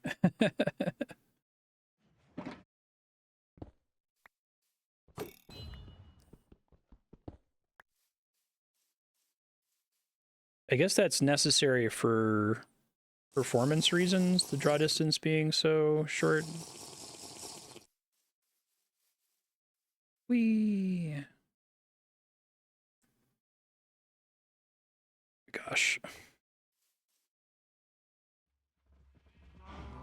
I guess that cache mod you were talking about, oh, that's interesting. This is a way for you to get in. Can they, like, not travel on this block? It'd be helpful for my own base. I guess that cache mod isn't super broken if it's only letting you see the world state as it existed the last time you were there. That almost feels like a thing they could probably just put in the game, but I guess I understand why they wouldn't want to, since they kind of want to make it so that whatever you can see is what's actually there. Oh, is this that well? Oh, no, I guess there was a well somewhere else. Yeah, that tree looks fantastic. It's really cool. Excellent work on Hapax's part. Never. Never in a million years. Put a picture in Discord of your render distance. Yeah, that's pretty wild.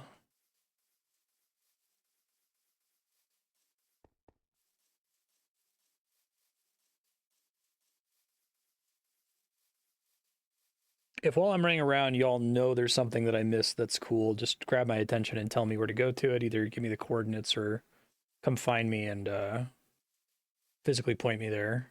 I don't mind that kind of stuff.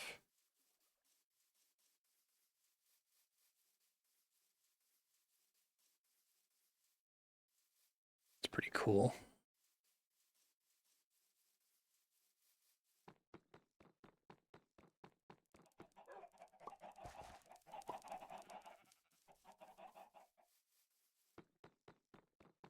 Oh, that big lava pillar?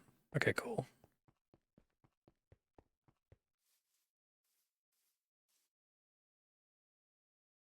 Can do.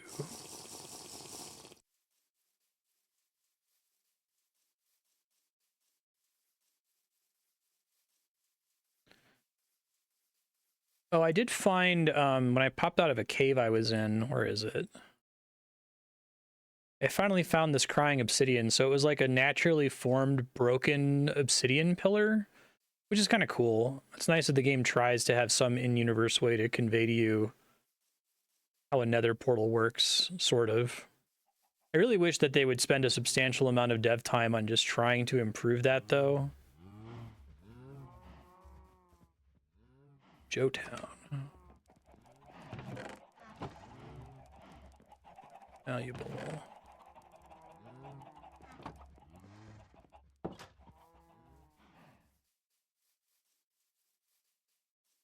See if I can find my way back to that pillar.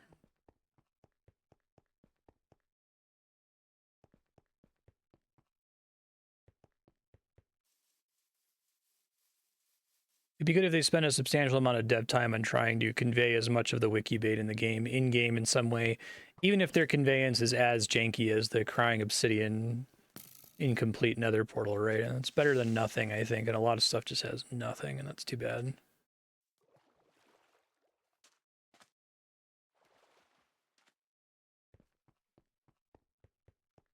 I can always head towards 0, 0 if I get lost.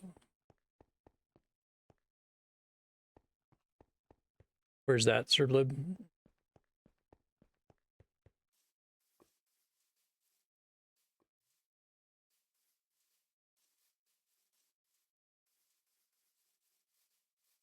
That's the big stone tower. Structure for villager curing. Oh, you mean other things that are demonstrating wikibait? Yeah. It just makes another cool thing to find. I think one of my favorite things was that amethyst geode. Like more crazy shit like that you can bump into underground would be neat. I get that they're trying to avoid adding too much stuff, which is completely reasonable.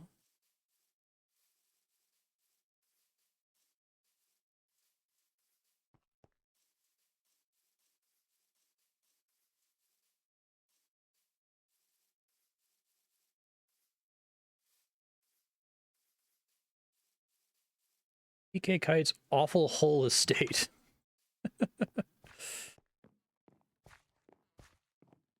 Negative 263, negative 503. Good boy.exe. Yeah, right on.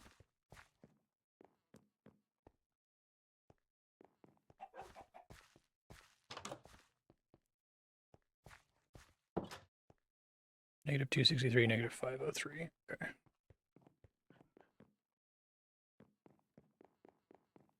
Thank you, Kite. Yeah, exactly.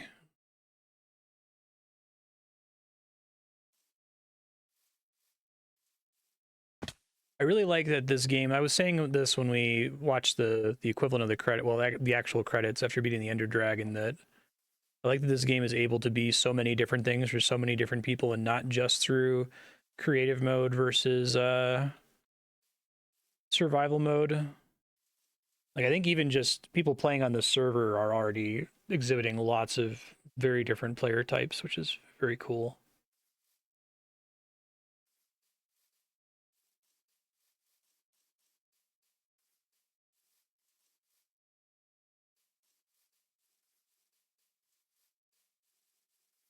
I said in those credits that the game almost feels like an game, even though it's relatively recent, right? Like 2009, 2010, 2011. It feels like elemental in a way. And we're fortunate that Microsoft hasn't fucked with it as much as they probably could have. But I think if they did, somebody would they would make Schminecraft, right? They would identify the stuff that's good about this and make a spinoff, and everyone would just move to that.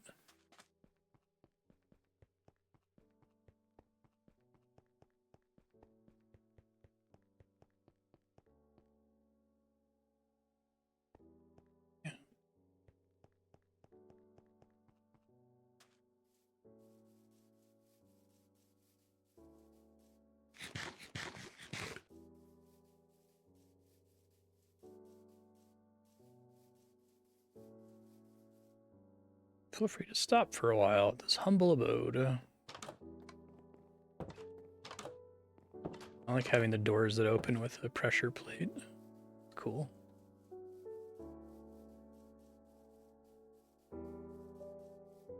That looks like the old chunk loading error from back in the day. I know that's not what that is. I guess I didn't appreciate how ruthlessly mined this entire thing is over here. I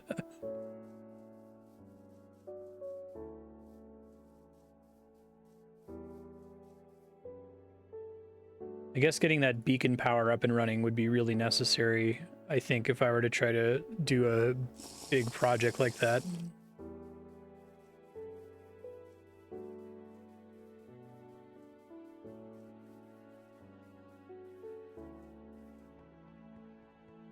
Wish you could move end portals. Like mine them out and put them somewhere else. It's too bad I set my spawn just outside of the radius of where the strongholds can spawn, so I always have to travel a minimum distance to be able to use it.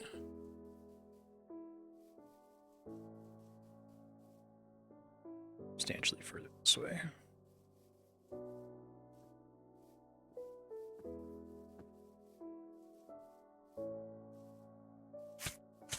The fuck? Berries hurting me? They're like thorns or something? Thanks, prop. Take a look at it. So if I can find a surface for some of that, I can find where everything is that you've labeled.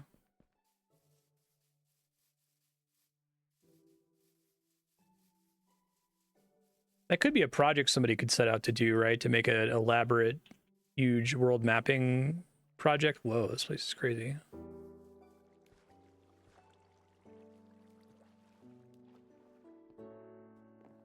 I'm gonna come back and check out Ravanan's lava pillar. If you can get me the coordinates of the lava pillar, I'd appreciate that. It's very easy when we get lost. Whoa, that's really funny.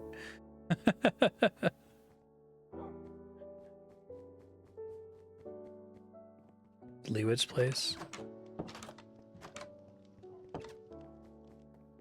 Thanks, Ravanan. Let me write it down on another monitor here. Do you have to like craft the paintings? Are they like, you find them places?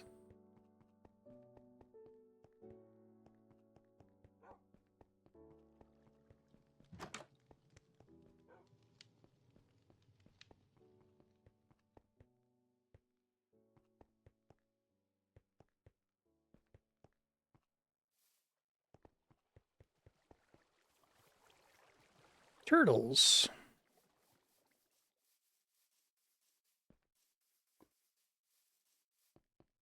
That's cool.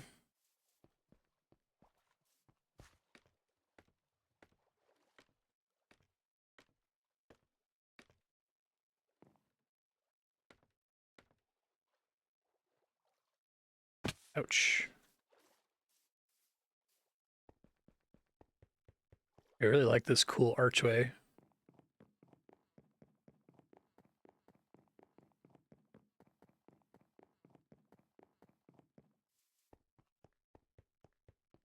Ooh, bullet dodge, 6gun. Here's the big tree again.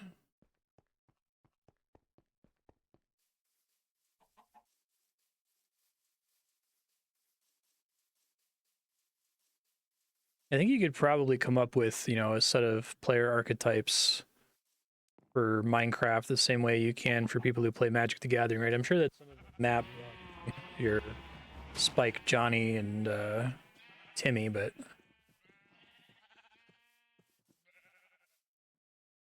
due west from here. Okay. Before I do that, let me go to Ravanan's thing since it was visible from the tree, if I recall.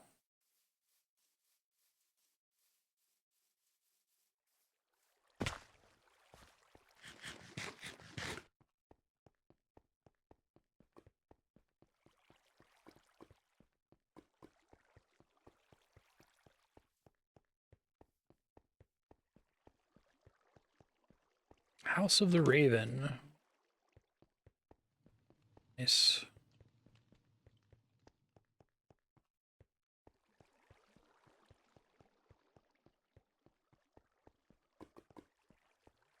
How do you get up the pillar when you're playing Ravanan? Is there like an entrance under the water somewhere?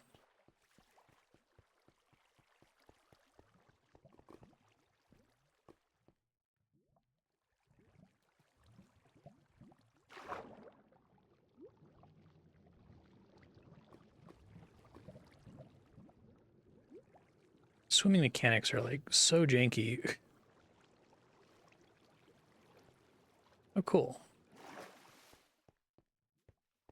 Whoa.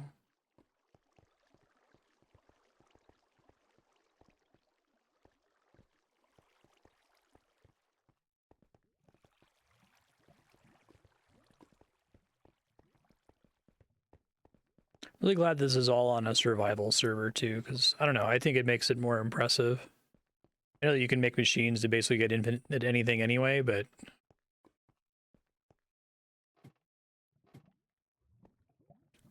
it's cool.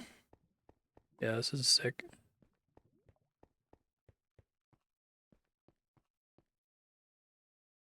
It's a great pillar too. Another pillar that doesn't look like a giant dick. Clearly I am the one failure. The tower even just kind of looks like a regular stone tower.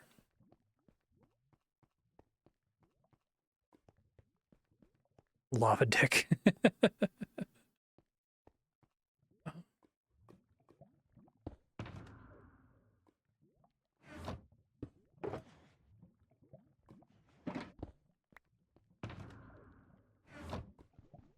Shulker boxes like completely warped the game. What an insane thing to get.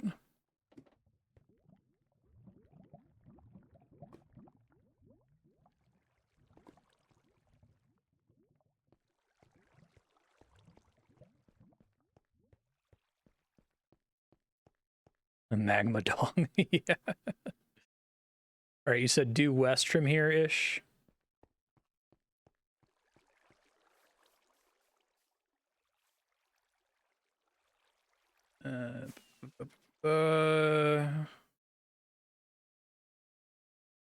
Need more swiftness potions.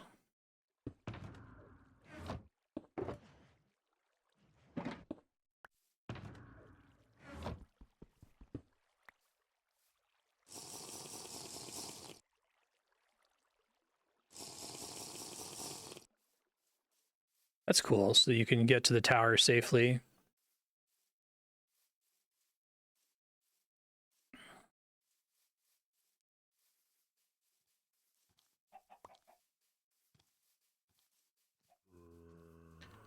This is west, okay.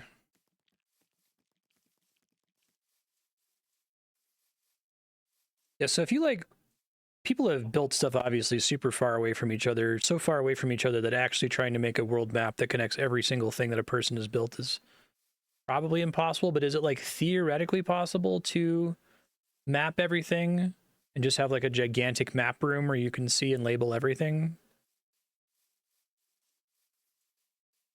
Oh no, and you didn't know that the railway was there? Can zoom maps out.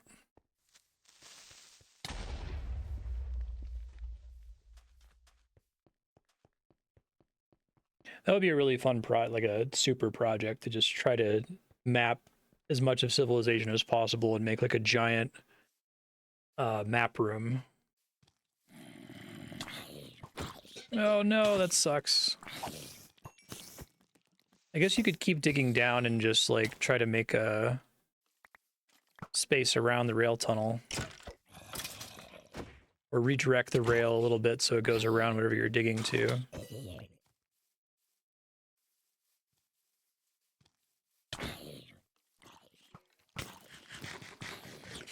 Well, I'm sure you could like load the game into some program and see an overworld map, but having it be an in-game thing that's built out of actual in-game maps that you manually went around and found sounds like a really cool idea.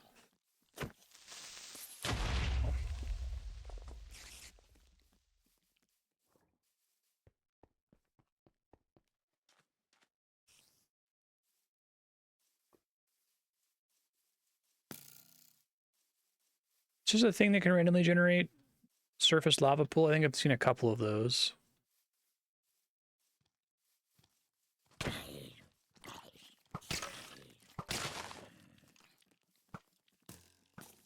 Leave me alone.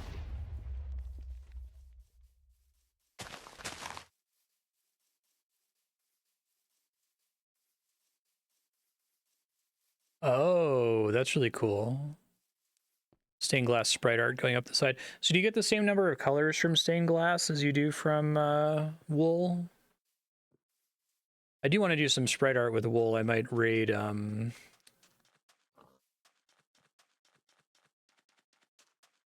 SirBlibb's farm a little bit if that's okay.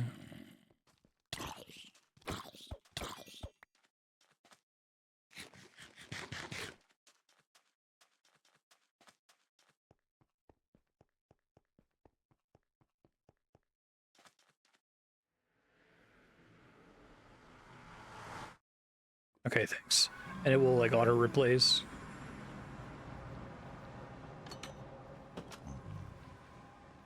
Oh yeah, this is the old Nether.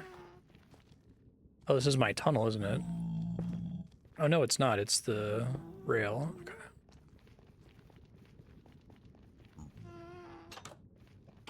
So where is this ocean that I'm standing at here from the map you posted in Discord? I'm gonna...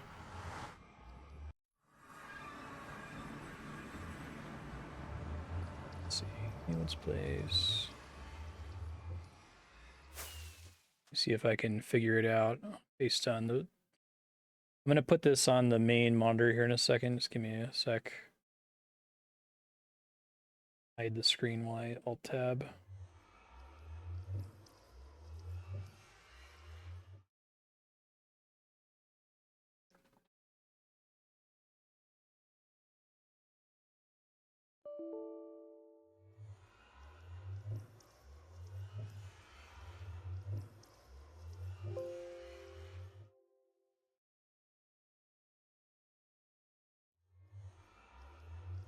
So this is the map that Prop posted. So there's Prop's pillar, which is due west of Leewit's place and then a bit to the north. So Leewit was the one that Lib gave me coordinates to a second ago, right? Which was negative 263,503. So I guess if I just keep going, this is south. South is probably the wrong direction, right? North through this ocean here.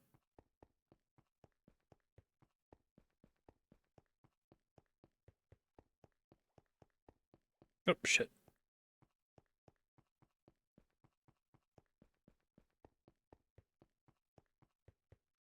Yeah, I could try.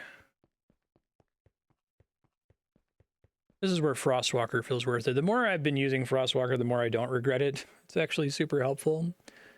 Oh, is that a sunken ship? That makes more sense as something that's able to be explored. The one that I was near my base that was just in the sand was like not obvious as a thing I could interact with.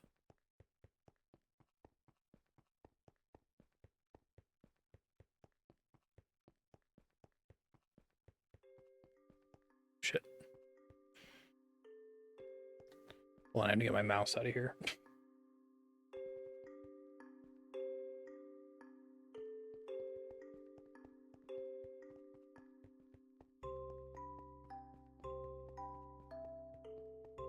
Vaguely want to go like northwest-ish, I think. Whoa, that's fucking cool looking. I think even if I end up exploring everything people have built, I wouldn't mind just like running in a direction to see what random world gen I bump into. It looks great.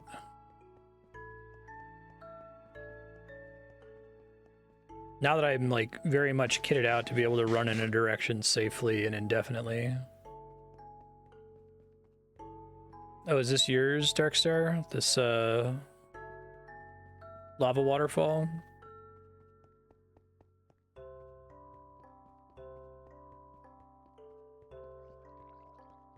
Oh, I see. It's cool. There's like a natural cave on the side.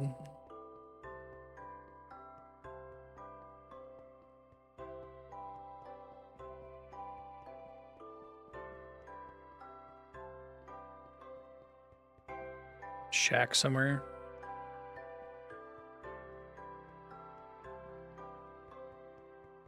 Try to track the coastline on this. There's some kind of purple island somewhere.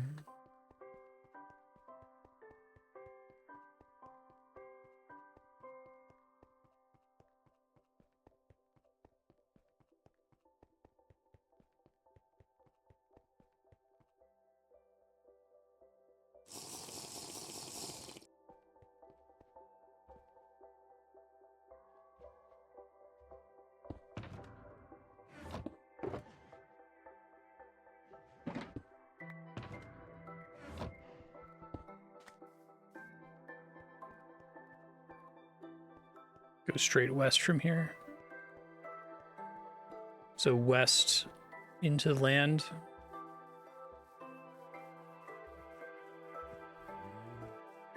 there's gonna be like more ocean on the other side of this landmass. Here's a river. Okay, gotcha.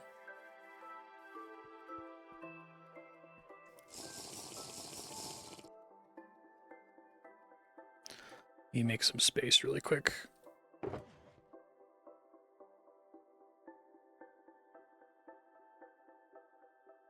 A structure I haven't seen before. All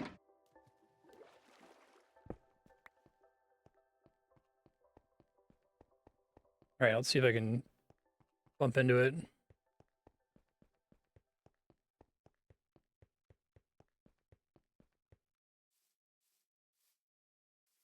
$17.18, so a bit north from here, I guess.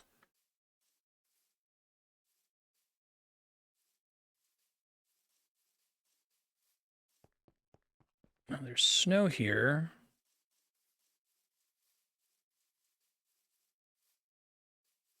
Yeah, it's okay. I don't need to loot anything. I think I have seen Minecraft mechanically for the most part. It feels like I'm sure there's a handful of like things I haven't done.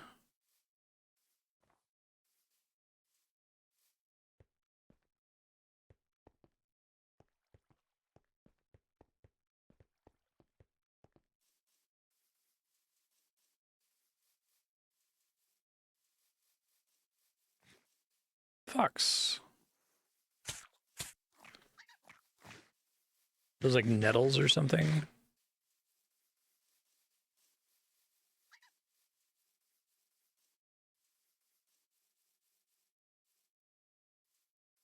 Yeah, this game's very pretty. It's much prettier than I remember it being. I think they've really done a great job with the world gens. Incredibly impressive. 17. And I'd have to go north a bit to find that. Okay.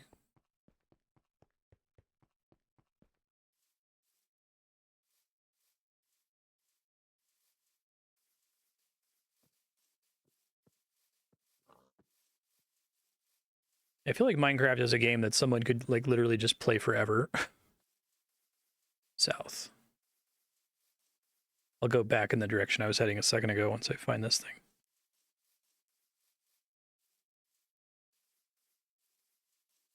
I'm trying to imagine growing up with this game as a child, just like having access to this has got to be like mind-blowing and really cool. I would be really excited if I was a parent to introduce my kid to this.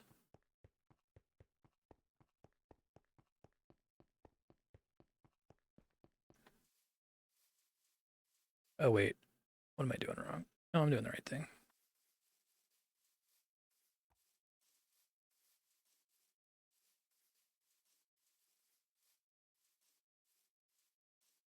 Like teaching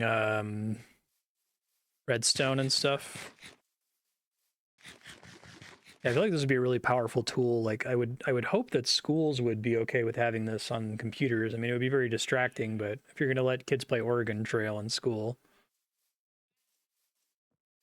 Oh, that's cool.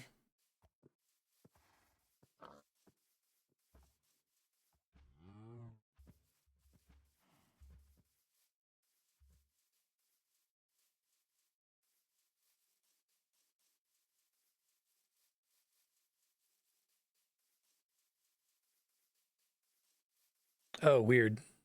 So this is the structure. This is a naturally generating structure over here. Oh shit. Fuck. It's like a villager outpost, I guess.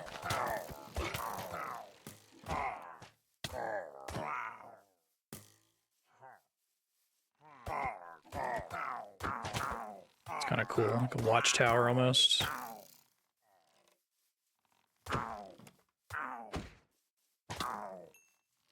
It's cool.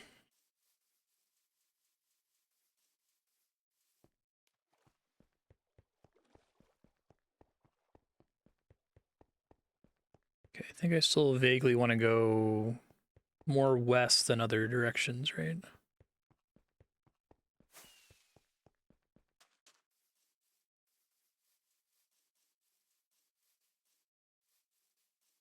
I see.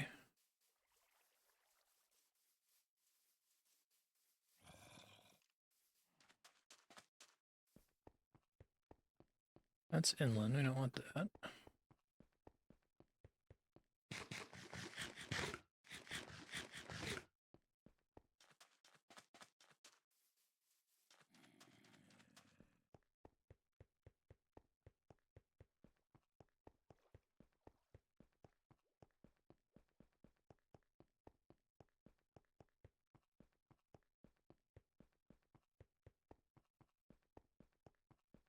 There's an ominous banner somewhere off in this direction too. Whoa, is that a ocean monument?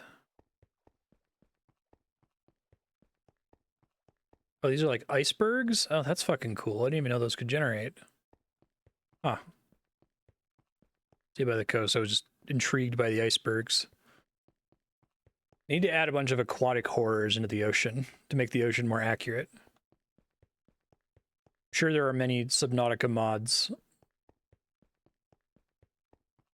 But even just having like, you know, like the reef back type Leviathan creatures would be pretty spooky.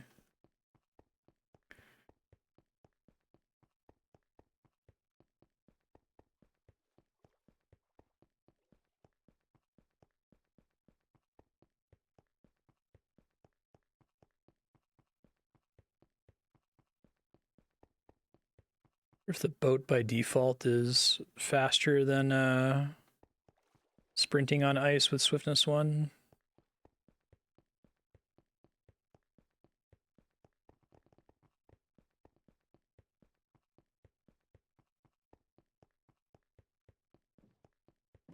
Oh, that's really scary, Scarf. You a giant submarine.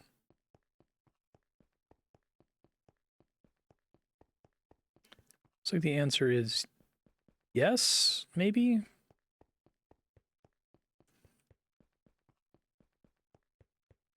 Side by side and find out for sure, I guess.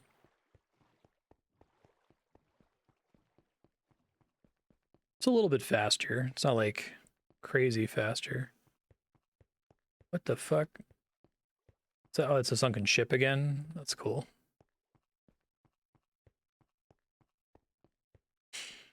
Had a boat.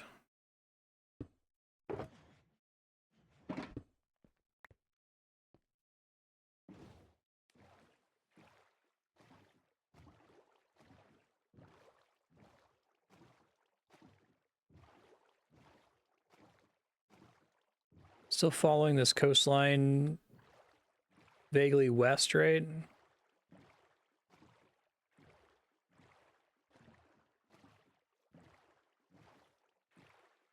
I guess the nice thing is I can get home from here if I can find a stronghold. Cool.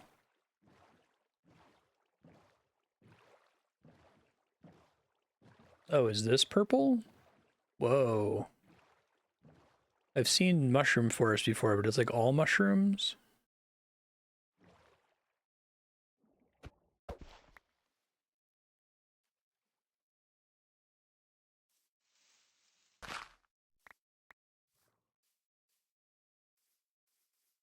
It's pretty cool. It looks cool on the map. Technically a peninsula. Mushroom cows, what the fuck? Yeah, I never encountered this. Mushroom fields.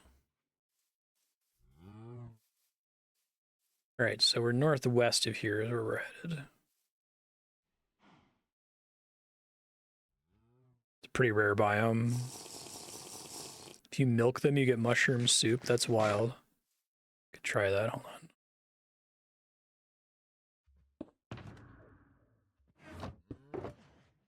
This one is it. I feel like you can have enough shulker boxes in your ender chest that you can basically just carry your entire base with you everywhere. I didn't have time to look for... I only found one other end city. Like, they're really annoying to find, just kind of going in a single direction. I might, if they ever add an end biome update, that's the thing I think I'd be most interested in checking out the game again for, especially if they add new bosses and mobs and stuff. But I might be willing to reset the end if we do that. I guess that would wipe out SirBlibb's machine, but we'll see. I'll take a poll on what people want to do. Especially if the biomes are interesting, it would be a bummer if like a whole bunch of it is just explored from people looking for their wings.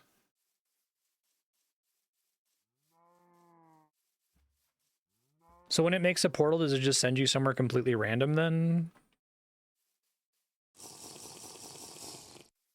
Oh, it's a wooden bowl. Don't have any of those. I could try to make one. That's milk, but if I had a wooden bowl... Okay, let's try to do this. Did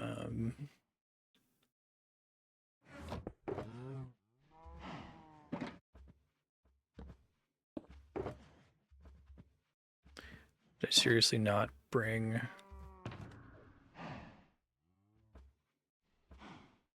That's funny, I have all this stuff and ended up not bringing my stack of logs.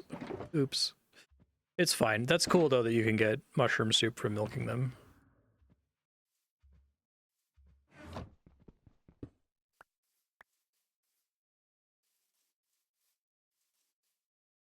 you gave me some.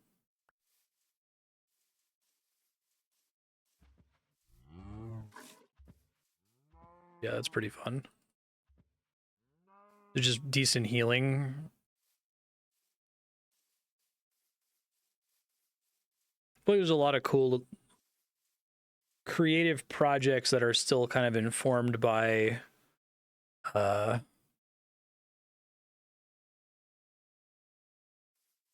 mechanics of the game. Like I would love to try to make a giant cartography room if I ever tried to play this more creatively. I would love to try to make like a big menagerie that has every possible animal in it. Would be neat.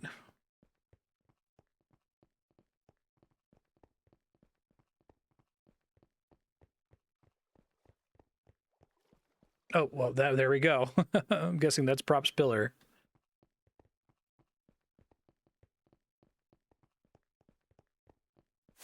I'm going wild over here.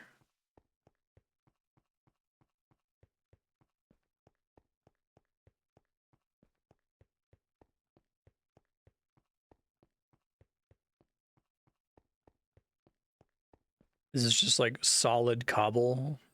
Hold on, I'll put it back. Okay, I was gonna say. A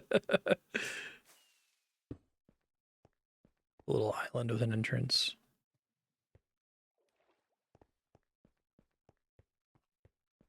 The one over here. Oh no! Can I help you find your stuff? Where'd you die? Permanently discourage me from ever messing with inside the pillar. Okay, let me get out of here because I don't want your shit to despawn on you. I guess I could try to get it and put it in a box because I have enough stuff to store it. Let me try to get in there.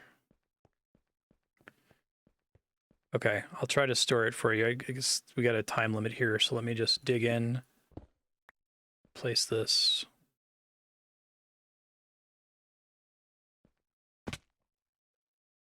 No. Is it toward the top or the bottom of the pillar? Blib. Bottom, okay. I have some chests, so I'll just pick it all up and throw it in chests.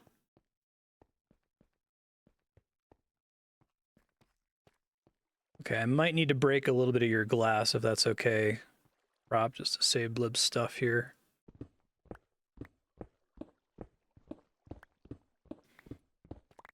Okay, where's this? I can try to port it out of here later too. Let me just start by getting it in some basic chests, if nothing else. Go.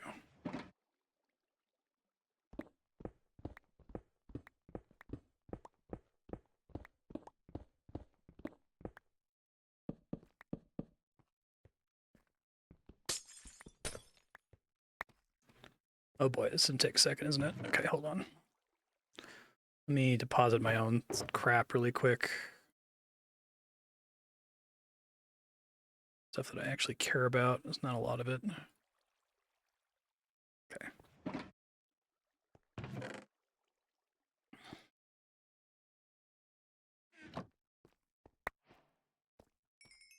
Okay, cool. I'll just do that then. Sorry to take your XP. I guess that doesn't matter anymore, though.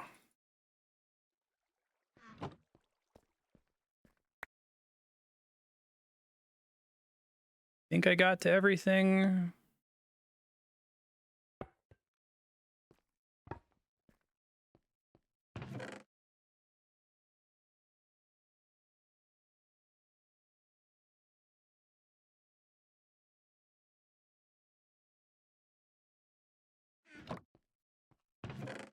Okay, I think it's all stored in here. I think you should be all right. Just to make sure there's nothing else floating around that I may have missed.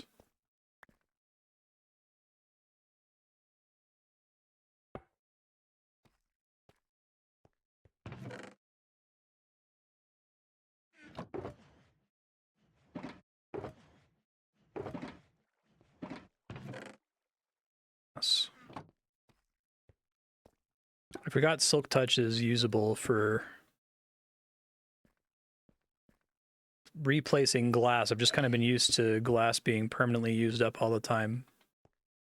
All right, 1 second. I'm going to try to actually transfer this stuff into one of my shulker boxes so I can bring it to Blib. He doesn't have to find his way back here in a hurry.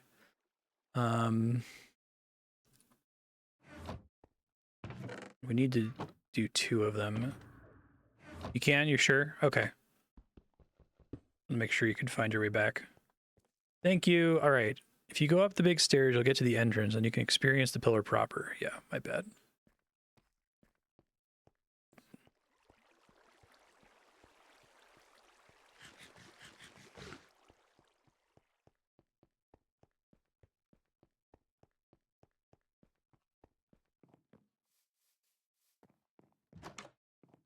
Okay, so you got a little pier here. That's cool. And is this a natural island here?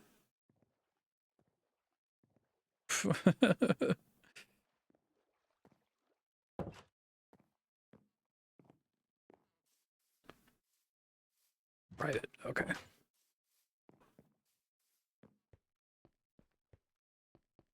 Yeah, it's a teeny little island in the middle of the ocean. That's really cool. Yeah, this is amazing. So this is all raw cobble that you've placed manually, obviously. Pilgrimage begins.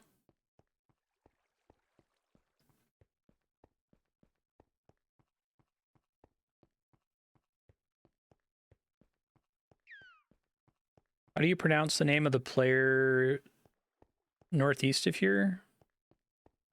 From the map you sent?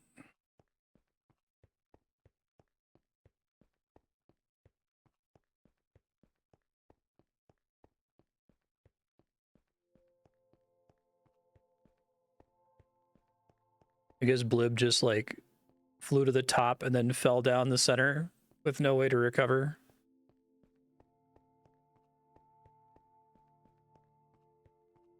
She'd be mad that you don't know how to pronounce her name in game. FS4.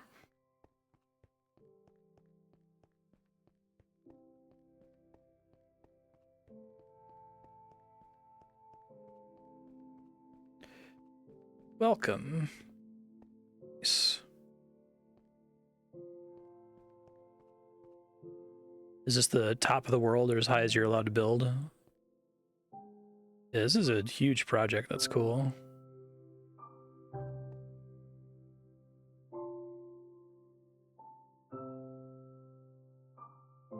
Definitely. Used to be the world height, I see. Yeah, I like the edges here. Oh, bedrock to sky limit. There's like an achievement for falling from sky limit all the way to bedrock and then landing in water, I guess, right? So you don't die.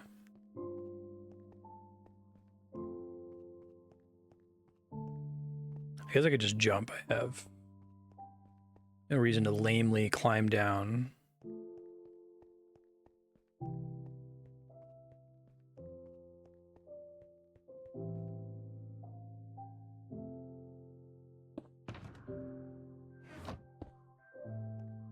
So sorry, Blip. If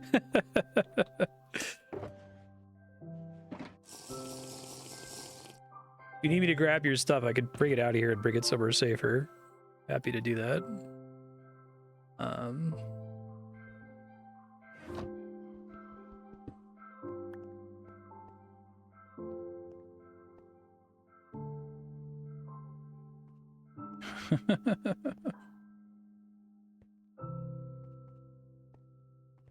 Whee!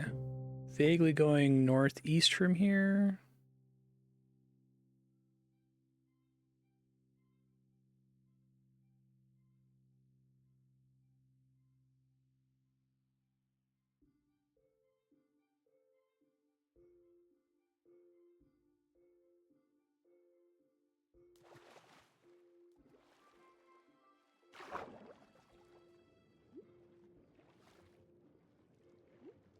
Mostly north. I guess probably following the coastline is a smarter thing to do here. I'll get out and pull out my boat again here in a second.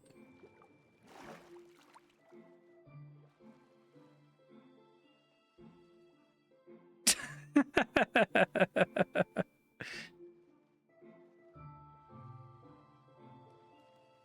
really funny how much that's a recurring theme in Minecraft.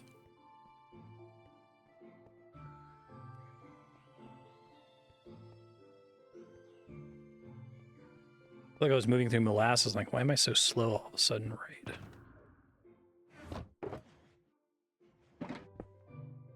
It's a recurring theme in all user-generated content. It's so easy to draw.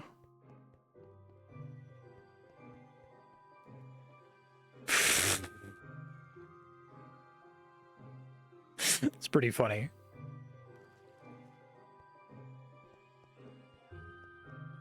All right, we're going north and east-ish. Yeah, like what percentage of the Mario Maker server space is reserved for that? Dating back through all of history too, right? Cool little hut.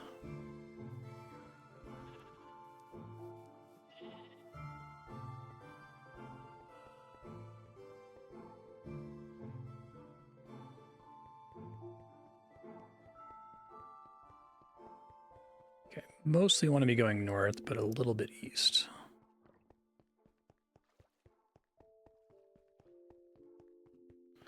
Probably good. The is orange on the map? Let me show it here. Is this Badlands?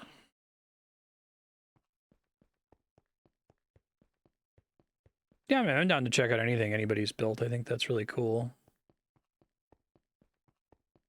That people are building stuff at all is awesome to me. Especially having not played the game for 5 years and not having seen any of this ever.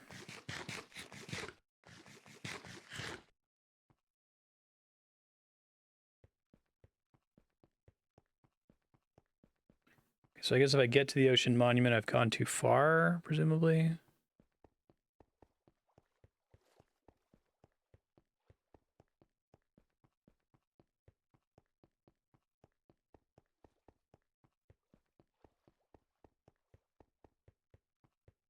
I think it's going to be east from here.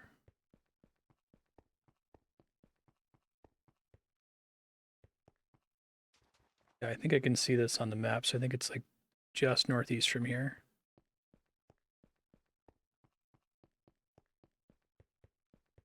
Didn't know there was that. Is this like a coral reef biome? Lukewarm ocean. Warm ocean. That's cool. I'd never seen this before. I'm getting to see new biomes, so that's neat.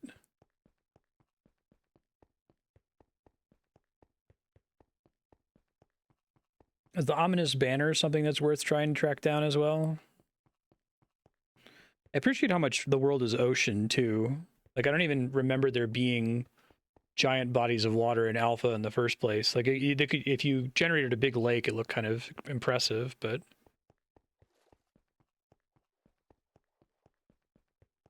Yeah, I totally agree. Okay, we can go there and find out.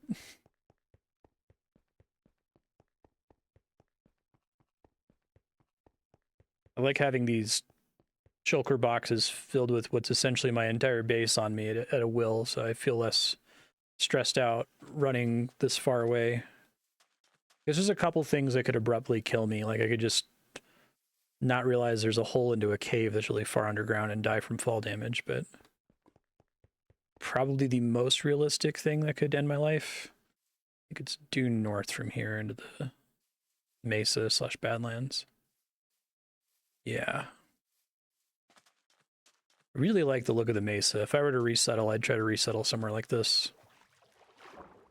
It might be cool to move away from my base off in the jungle 30,000 blocks to the south and try to set something up closer to spawn where everybody else is.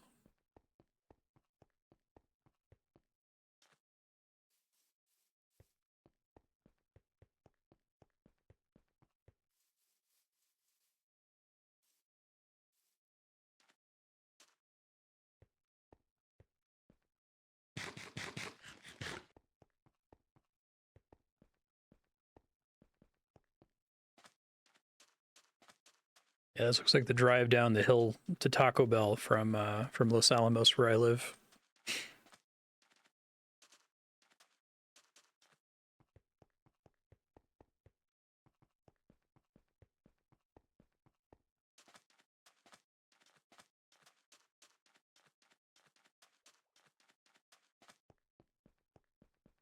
Especially that over there. I think they've done a really incredible job at blending the biomes in a way that doesn't look awful. Oh, I'm going to respectfully take my boots off here so I don't freeze anything and break any machines.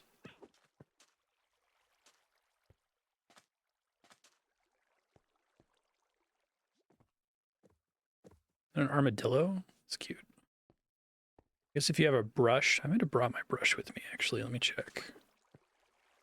I noticed there was an achievement for brushing an armadillo. This is the other thing I didn't bring. Wood and... Yep, that's fine.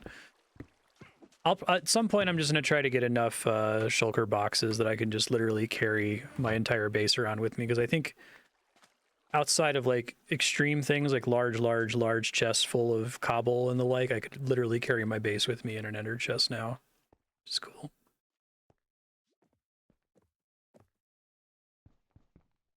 Layers are hell on the suspension.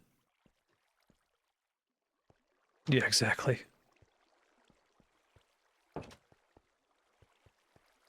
What are these? I've seen these. These are in Leewit space as well. Very pretty.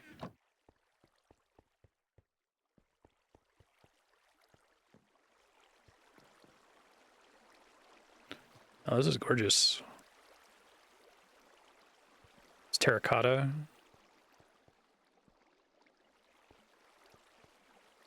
You can like craft it into different patterns. Oh, that's cool.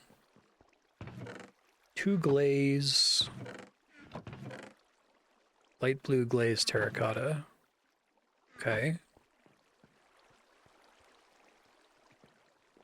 Yeah, this server is really cool. Like,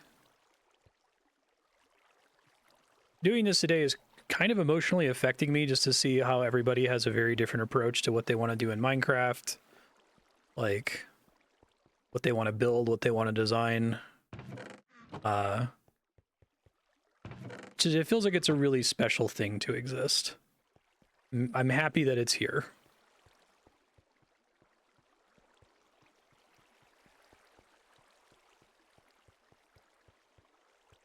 I will pay for this server in perpetuity, so if anyone else wants to play on it, just ask me to whitelist you in our Discord server. Don't be a dick, read the rules, all that fun stuff. Most of the main annoying restrictions, like don't kill the Ender Dragon and don't loot strongholds and shit, no longer apply anyway, so as long as you don't fuck with other people's stuff without their permission and don't PvP without permission, have a good time.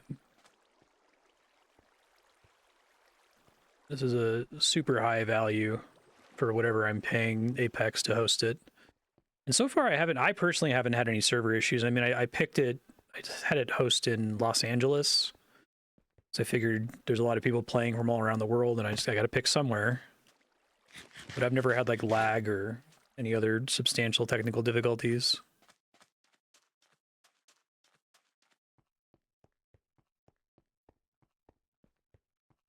Gone cave-in, looks like.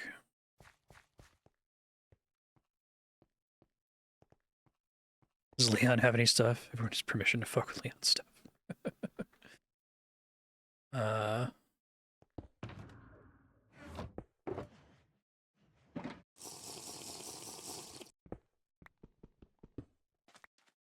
It was actually really funny when I first made it to spawn. I didn't realize that like technically spawn was a little bit shifted from 0-0, and there was like a single chest of like a couple dirt blocks with a torch on it. And I'm like, no one's been playing on this server for 5 years, have they? I was like, fuck. And they're like, no, turn around. I'm like, oh shit, okay, good. Great, I'm glad a bunch of people have been playing on it.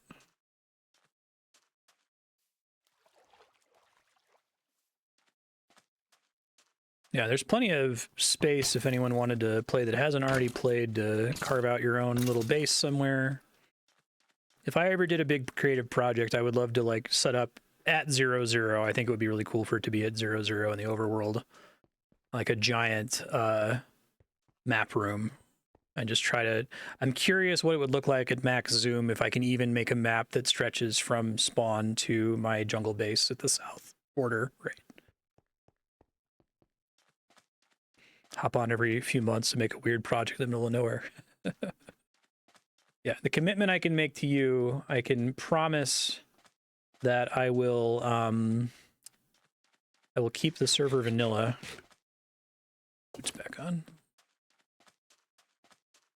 Which I know is a downgrade for a lot of people, but if for whatever reason you share any of my brain chemistry where knowing that there will never be mods or console commands or anything that fucks with the play integrity, if that makes you enjoy it more, I can commit to that forever.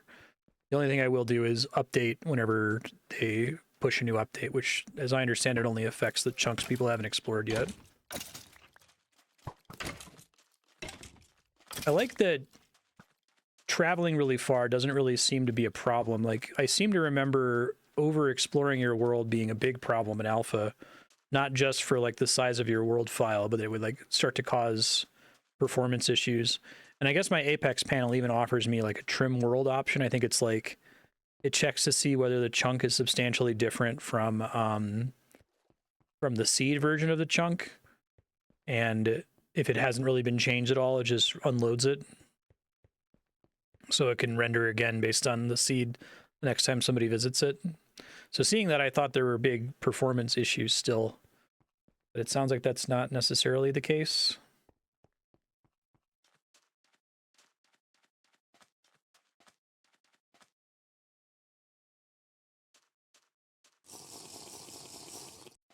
I'd be down to do Satisfactory at some point. It went on a very short sub-block years ago, around after I had played Factorio, and I really enjoyed what I played then, but it's now out of early access. It is a full game, right? Big worlds can get big. I'm sure Apex has some limit that they apply, but I'll have to check and see if I'm anywhere close to it. When I download the world file, I downloaded it as a backup before starting this playthrough in case anything went really wrong. It was like only like a gig. It wasn't very large.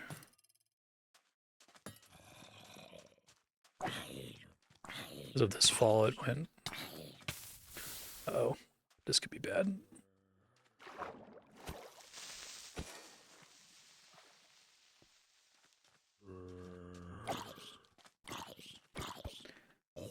Negative 1900, negative 2100. Did you get your stuff back, Blib?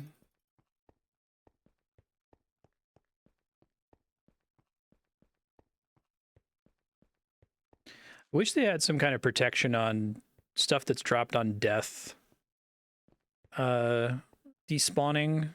I understand why they want most things to despawn if they've been present for over 5 minutes, but maybe they can add an exception for death items or...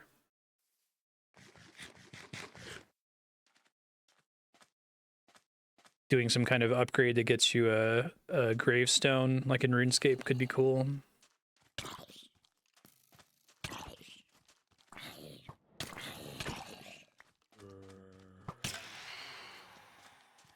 Oh, fuck. I don't have an emergency bed with me either. Gotta deal with that, I guess.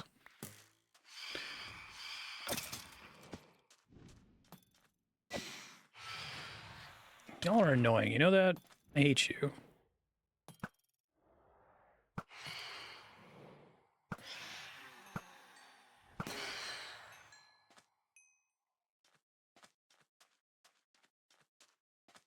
People walking for a few hours in different directions can cover a lot of ground, yeah. Or doing the same thing in the net. Well, I guess if they do it in the Nether and then pop out, it's not so bad. Because it's only revealing the chunks that they pop out at, right?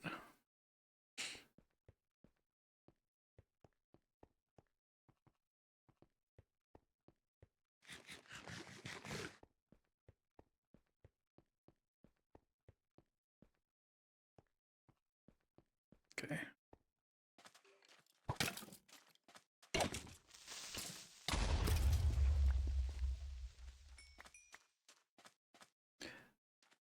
That's interesting.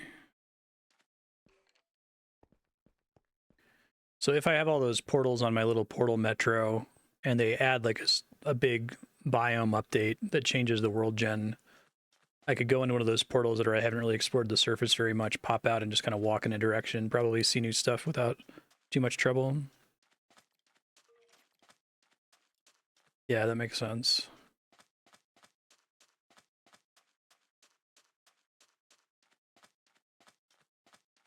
So if I were to do this kind of long-term creative project to build a giant map room, as zoomed out as I could, like, I need a ton of maps and I need a ton of compasses, right? Assuming no one has explored it since then, that's right. One second.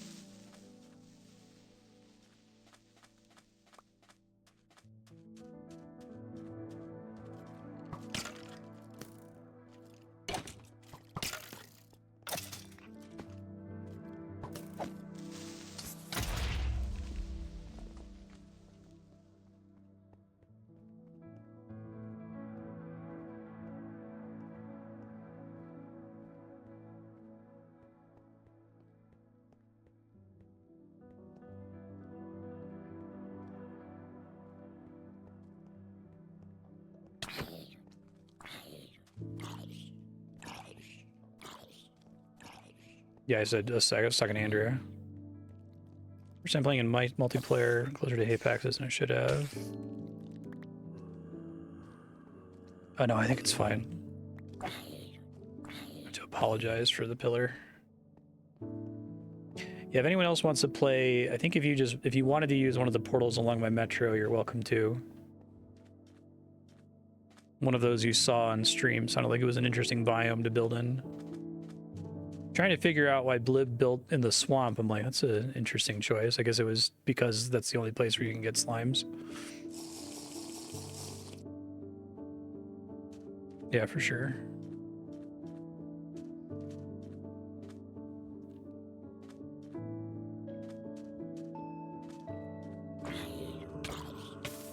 Probably am not going to find this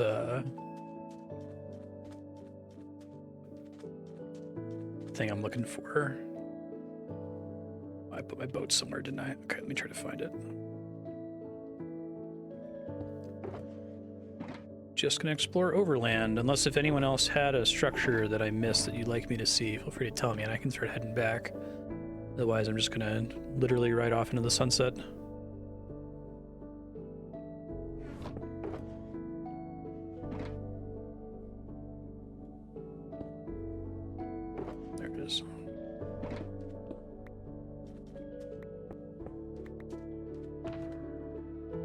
This game's music is really good too. Like, I'm glad that they were willing to get new composers on, but that they all kind of understood the assignment. All of Lena Raine's music is incredible. That one Rubito song in the Nether, like, actually gives me chills when I hear it.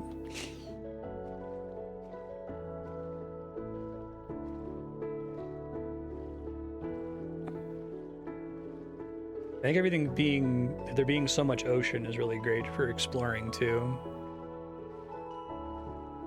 Oh, is this a traveling merchant?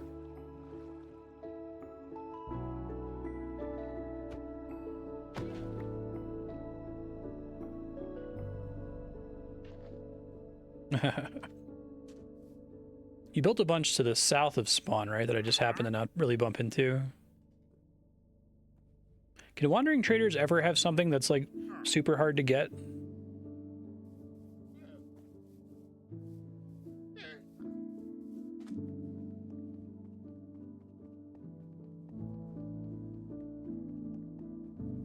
Because I'm always moving.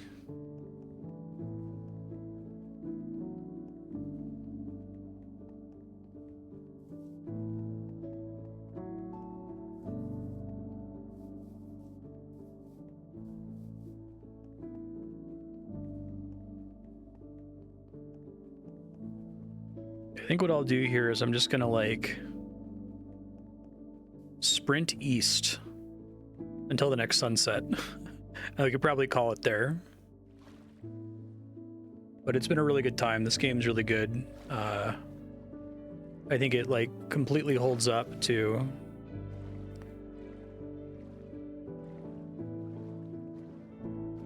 I'm very happy that the game seems to be a better game than what it was in alpha, right? That it hasn't like regressed over time and still can be more to different people.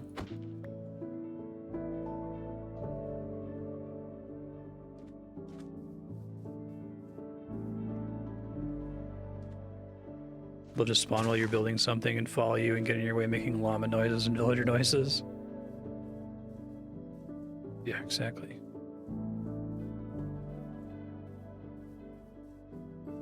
Harassed by phantoms the whole time.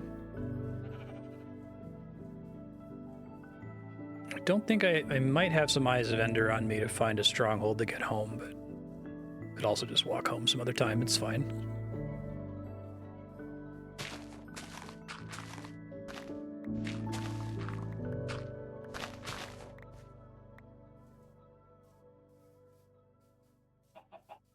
Probably need to re-up my swiftness potion.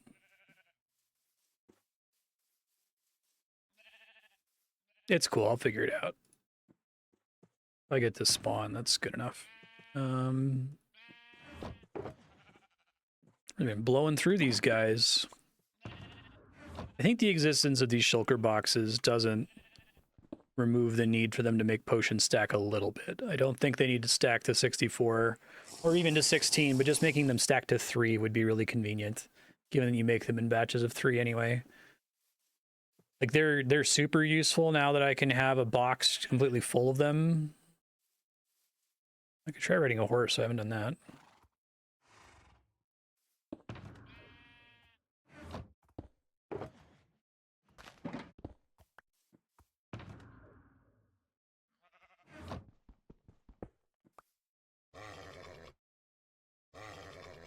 Oh, it doesn't work? Do I have to like give it a carrot or something?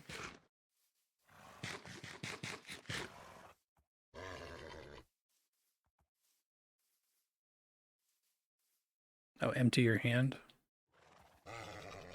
Oh shit, sorry.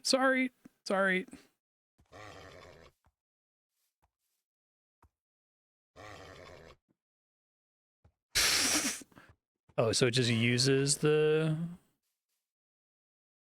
saddle, I guess. Horse needs to like you first, so you have to feed it something. I see. That's okay, I probably wouldn't be able to take it very far in the first place.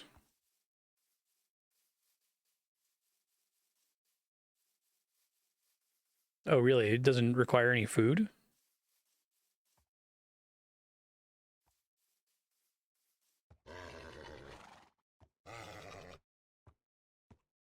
Because those particles around it are increasing its happiness or something?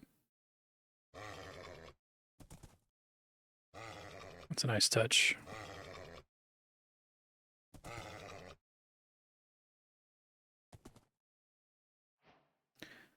Best friends forever.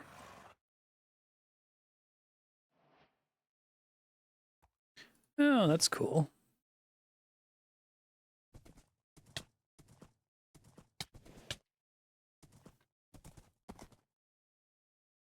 And horses presumably can have different stats, I guess. Oh, it's like using my XP bar as a UI for something.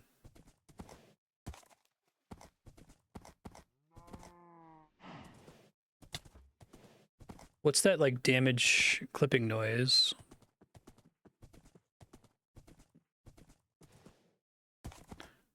You, like, charge a bigger jump or something?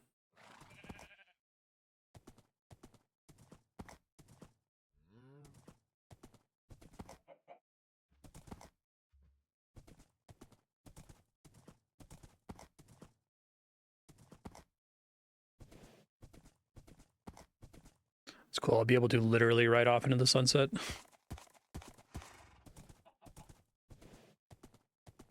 Struggle with water, I assume. Oh, it could move through shallow water, I guess.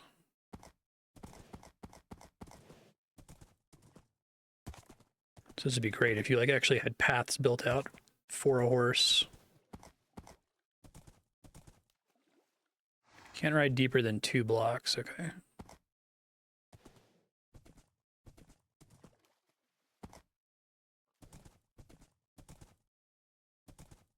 Yeah, that'd be really convenient. It's too bad my boots don't apply.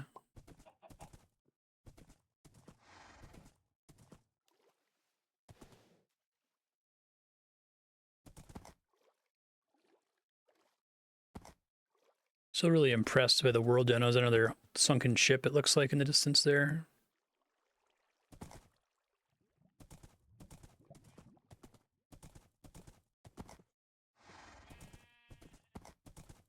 Can I bring a horse with me on a boat in any way, or do I kind of just have to abandon it? I'm going to have to boat off into the sunset, which is fine.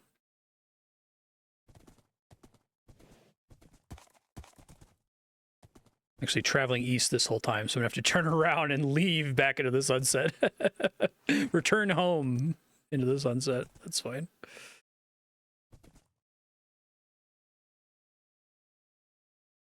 Maybe I can come right back to where he's hanging out. He doesn't move too far from here. I knew you only briefly, best friend. Sorry you can't swim.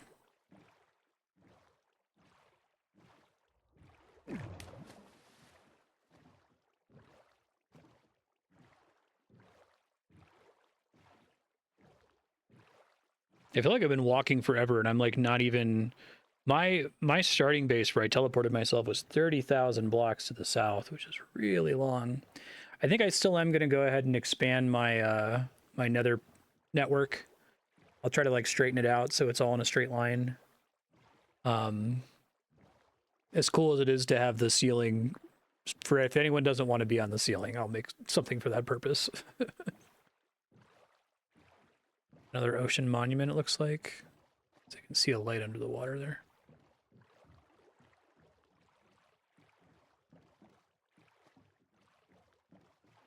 This is a big empty ocean.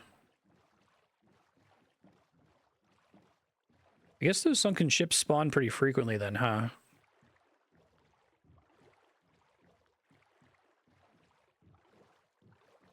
Yeah, it's been a really great time. I think me streaming it is honestly the best possible way I could have played it. If I had played it off stream, or if I had played it in a big marathon, or played it like every single day for 2 weeks, it wouldn't have been as good as having time in between episodes where I was forced to live with whatever progression unlocks I had gotten to that point. I really got to feel the increase in like power is not the right word, but access to tools, I suppose.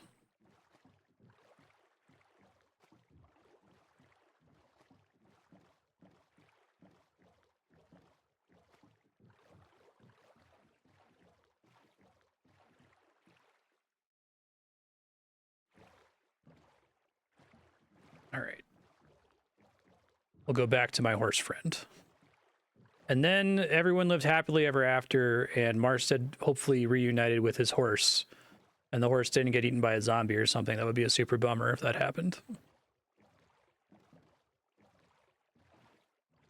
You want to hear my end of Minecraft thoughts? They're during the credits after beating the Ender Dragon in the previous episode, episode 8. Unwittingly transmit disease from a villager to another. Oh god. It's already so, like, scary. It's kind of crazy. You can see the water through the transparent ocean at the edge of the world. Flat Minecraft Earth.